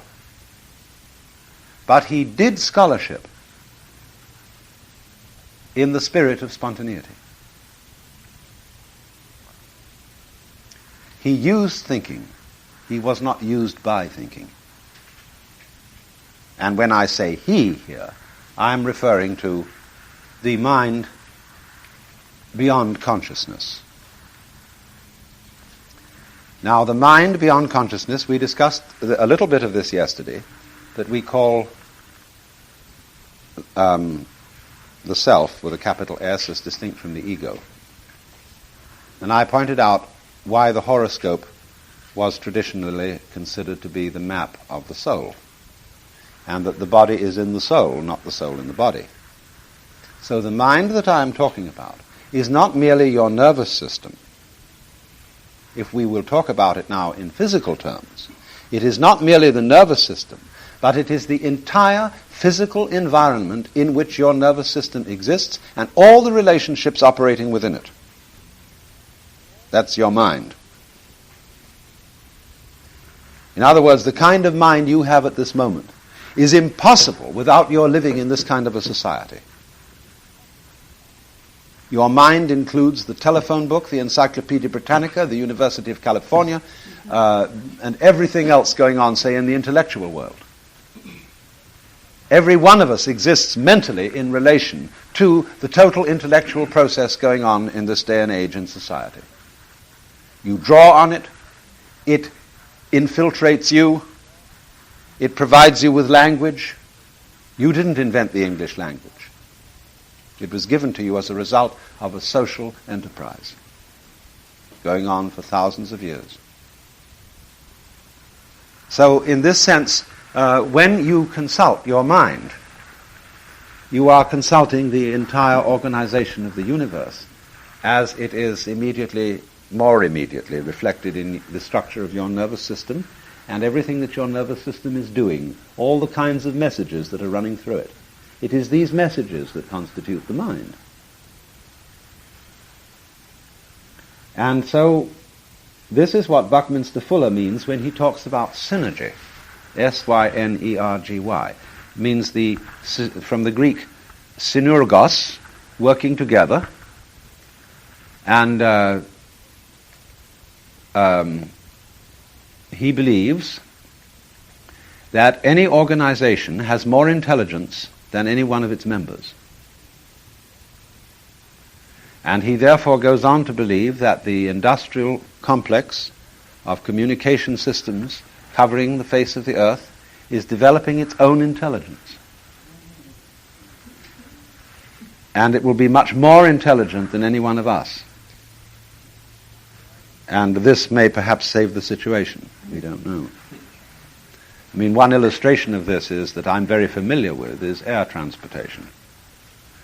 Now, every country in the world has invested a fortune in jet aircraft. And by Jove, these things have to run. Otherwise, they fall apart. So they must run on time. And this network of air communications is joining every city in the world together, so that by 1968, according to Buckminster Fuller, we have a one-town world. Figure it. If it takes you an hour to get from here to New York in a supersonic craft, New York is only as far away as Palo Alto. Well, that's practically in the same community. And this is going to include Tokyo and Moscow and Paris and so on, and they're all going to become the same place. They'll speak increasingly the same language, share the same culture, eat the same food. You can fly in San Francisco bread to Paris, which is being done, because some of the bread made here is better than the bread made in Paris. It can go the other way too. And we're going to share a common urban culture. And this is the work of synergy. Also, the aircraft people get increasingly bored at passport and customs regulations because they hold up traffic. Well, now, then,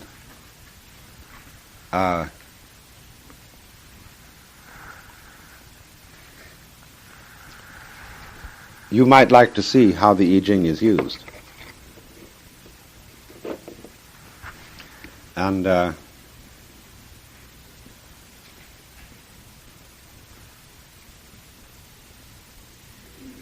I have here, mainly for symbolic reasons, 3 ancient Chinese coins.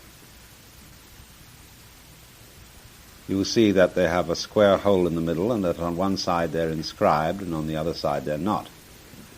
And the inscribed side is counted as the yin face, and the uninscribed side is counted as the yang. And when you use the Book of Changes, you usually face it with a question. And it seems to me that a good question that it might be faced with is, what should the people of the United States do about China?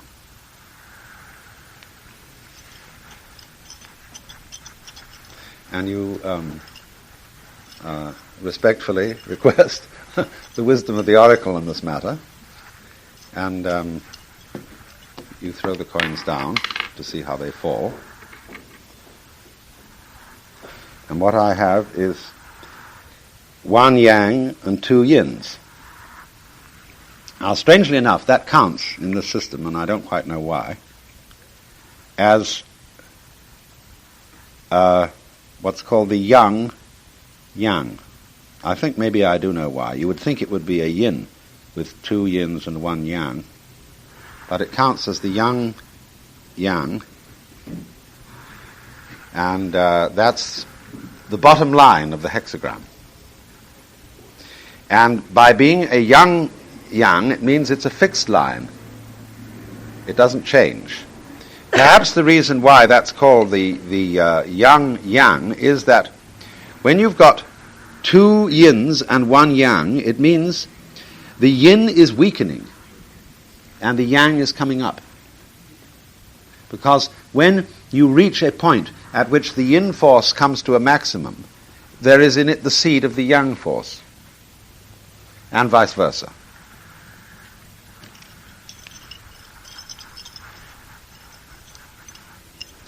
And you see, you have to do this 6 times to get 6 lines.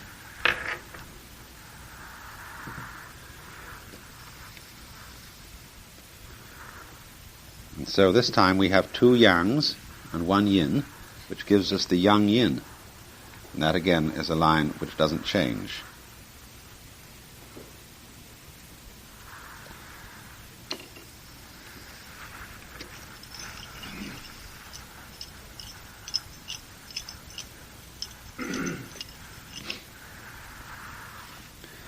And we get 2 yins and 1 yang, which gives us another yang yang, and has made the hexagram of fire.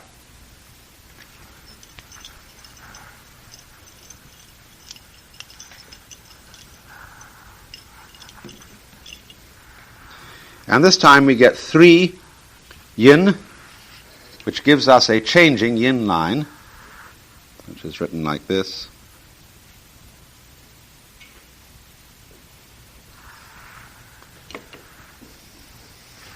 That means that after you consult the hexagram in its first form, you consult the hexagram which is, so far as that line is concerned, the opposite.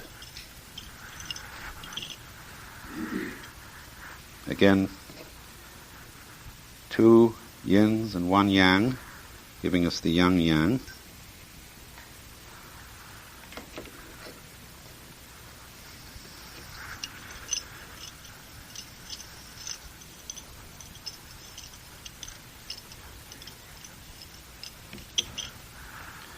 And we get here 2 yangs and 1 yin, which gives us the yang yin.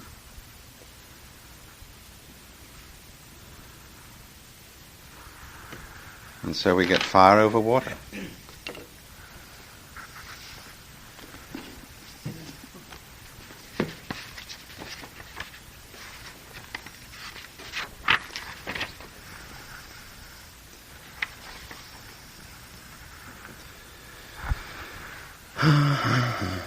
Fire. No, water over fire. Water over fire. Cool it, baby. So that is 5 over sway.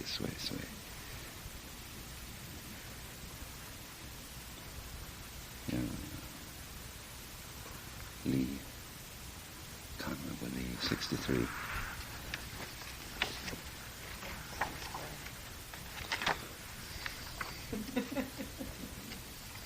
See, the oracle is often very surprising.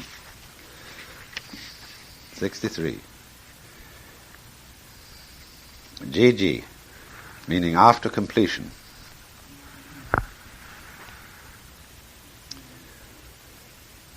This hexagram is the evolution of Tai, or the hexagram number 11, meaning peace. The transition from confusion to order is completed, and everything is in its proper place, even in particulars. The strong lines are in the strong places, the weak lines in the weak places. This is a very favorable outlook, yet it gives reason for thought.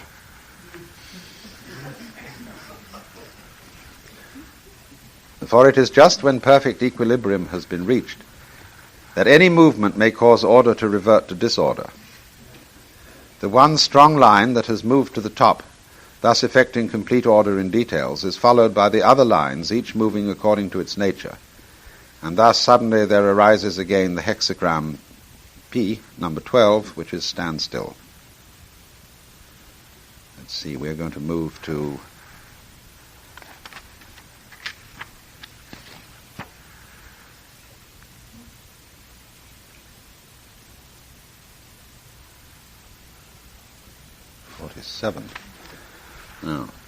Now, here comes the oracle itself. It says, after completion, which is the name of the hexagram. Success in small matters. Perseverance furthers. At the beginning, good fortune. At the end, disorder. Then following the judgment comes another part of the oracle called the image. Water over fire. The image of the condition in after completion. Thus the superior man takes thought of misfortune and arms himself against it in advance. And then there's a comment on the lines.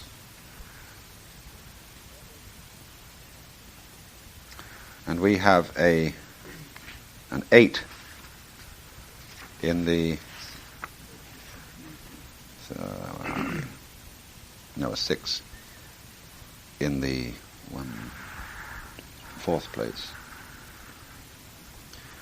And the oracle here says of this line, which is a moving one, the finest clothes turn to rags. Be careful all day long. Now, there are many comments on this,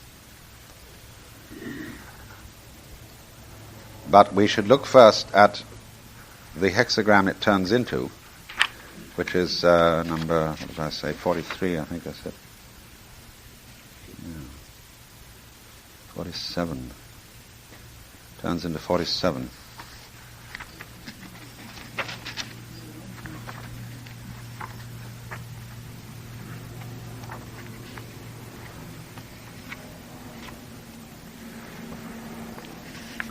Well, the one it turns into indicates the direction of the motion. It turns into kun, which means oppression or exhaustion,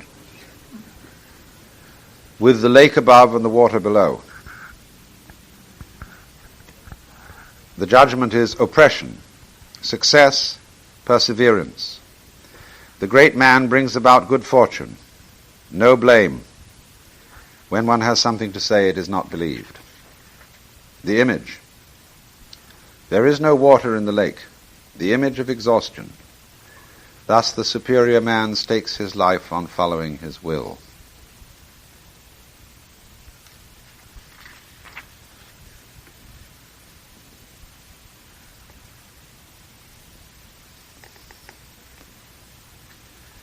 There is a comment on this one. It says, the lake is above, water below. The lake is empty, dried up. In other words, the water flows out. Exhaustion is expressed in yet another way. At the top, a dark line is holding down two light lines. Below, a light line is hemmed in between two dark lines. The upper trigram belongs to the principle of darkness, the lower to the principle of light. Thus, everywhere superior men are oppressed and held in restraint by inferior men.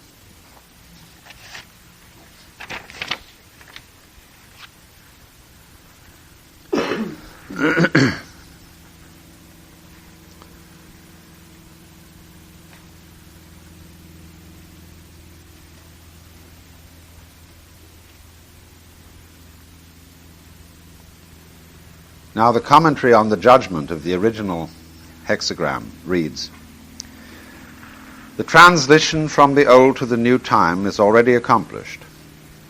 In principle, everything stands systematized, and it is only in regard to details that success is still to be achieved.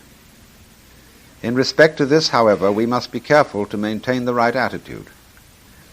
Everything proceeds as if of its own accord, and this can all too easily tempt us to relax and let things take their own course without troubling over details. Such indifference is the root of all evil. Symptoms of decay are bound to be the result. Here we have the rule indicating the usual course of history, but this rule is not an inescapable law. He who understands it is in position to avoid its effects by dint of unremitting perseverance and caution. And then the image, which is water over fire. When water in a kettle hangs over fire, the two elements stand in relation and thus generate energy. But the resulting tension demands caution. If the water boils over, the fire is extinguished and its energy is lost. If the heat is too great, the water evaporates into the air. These elements here brought into relation and thus generating energy are by nature hostile to each other. Only the most extreme caution can prevent damage. In life, there are junctures when all forces are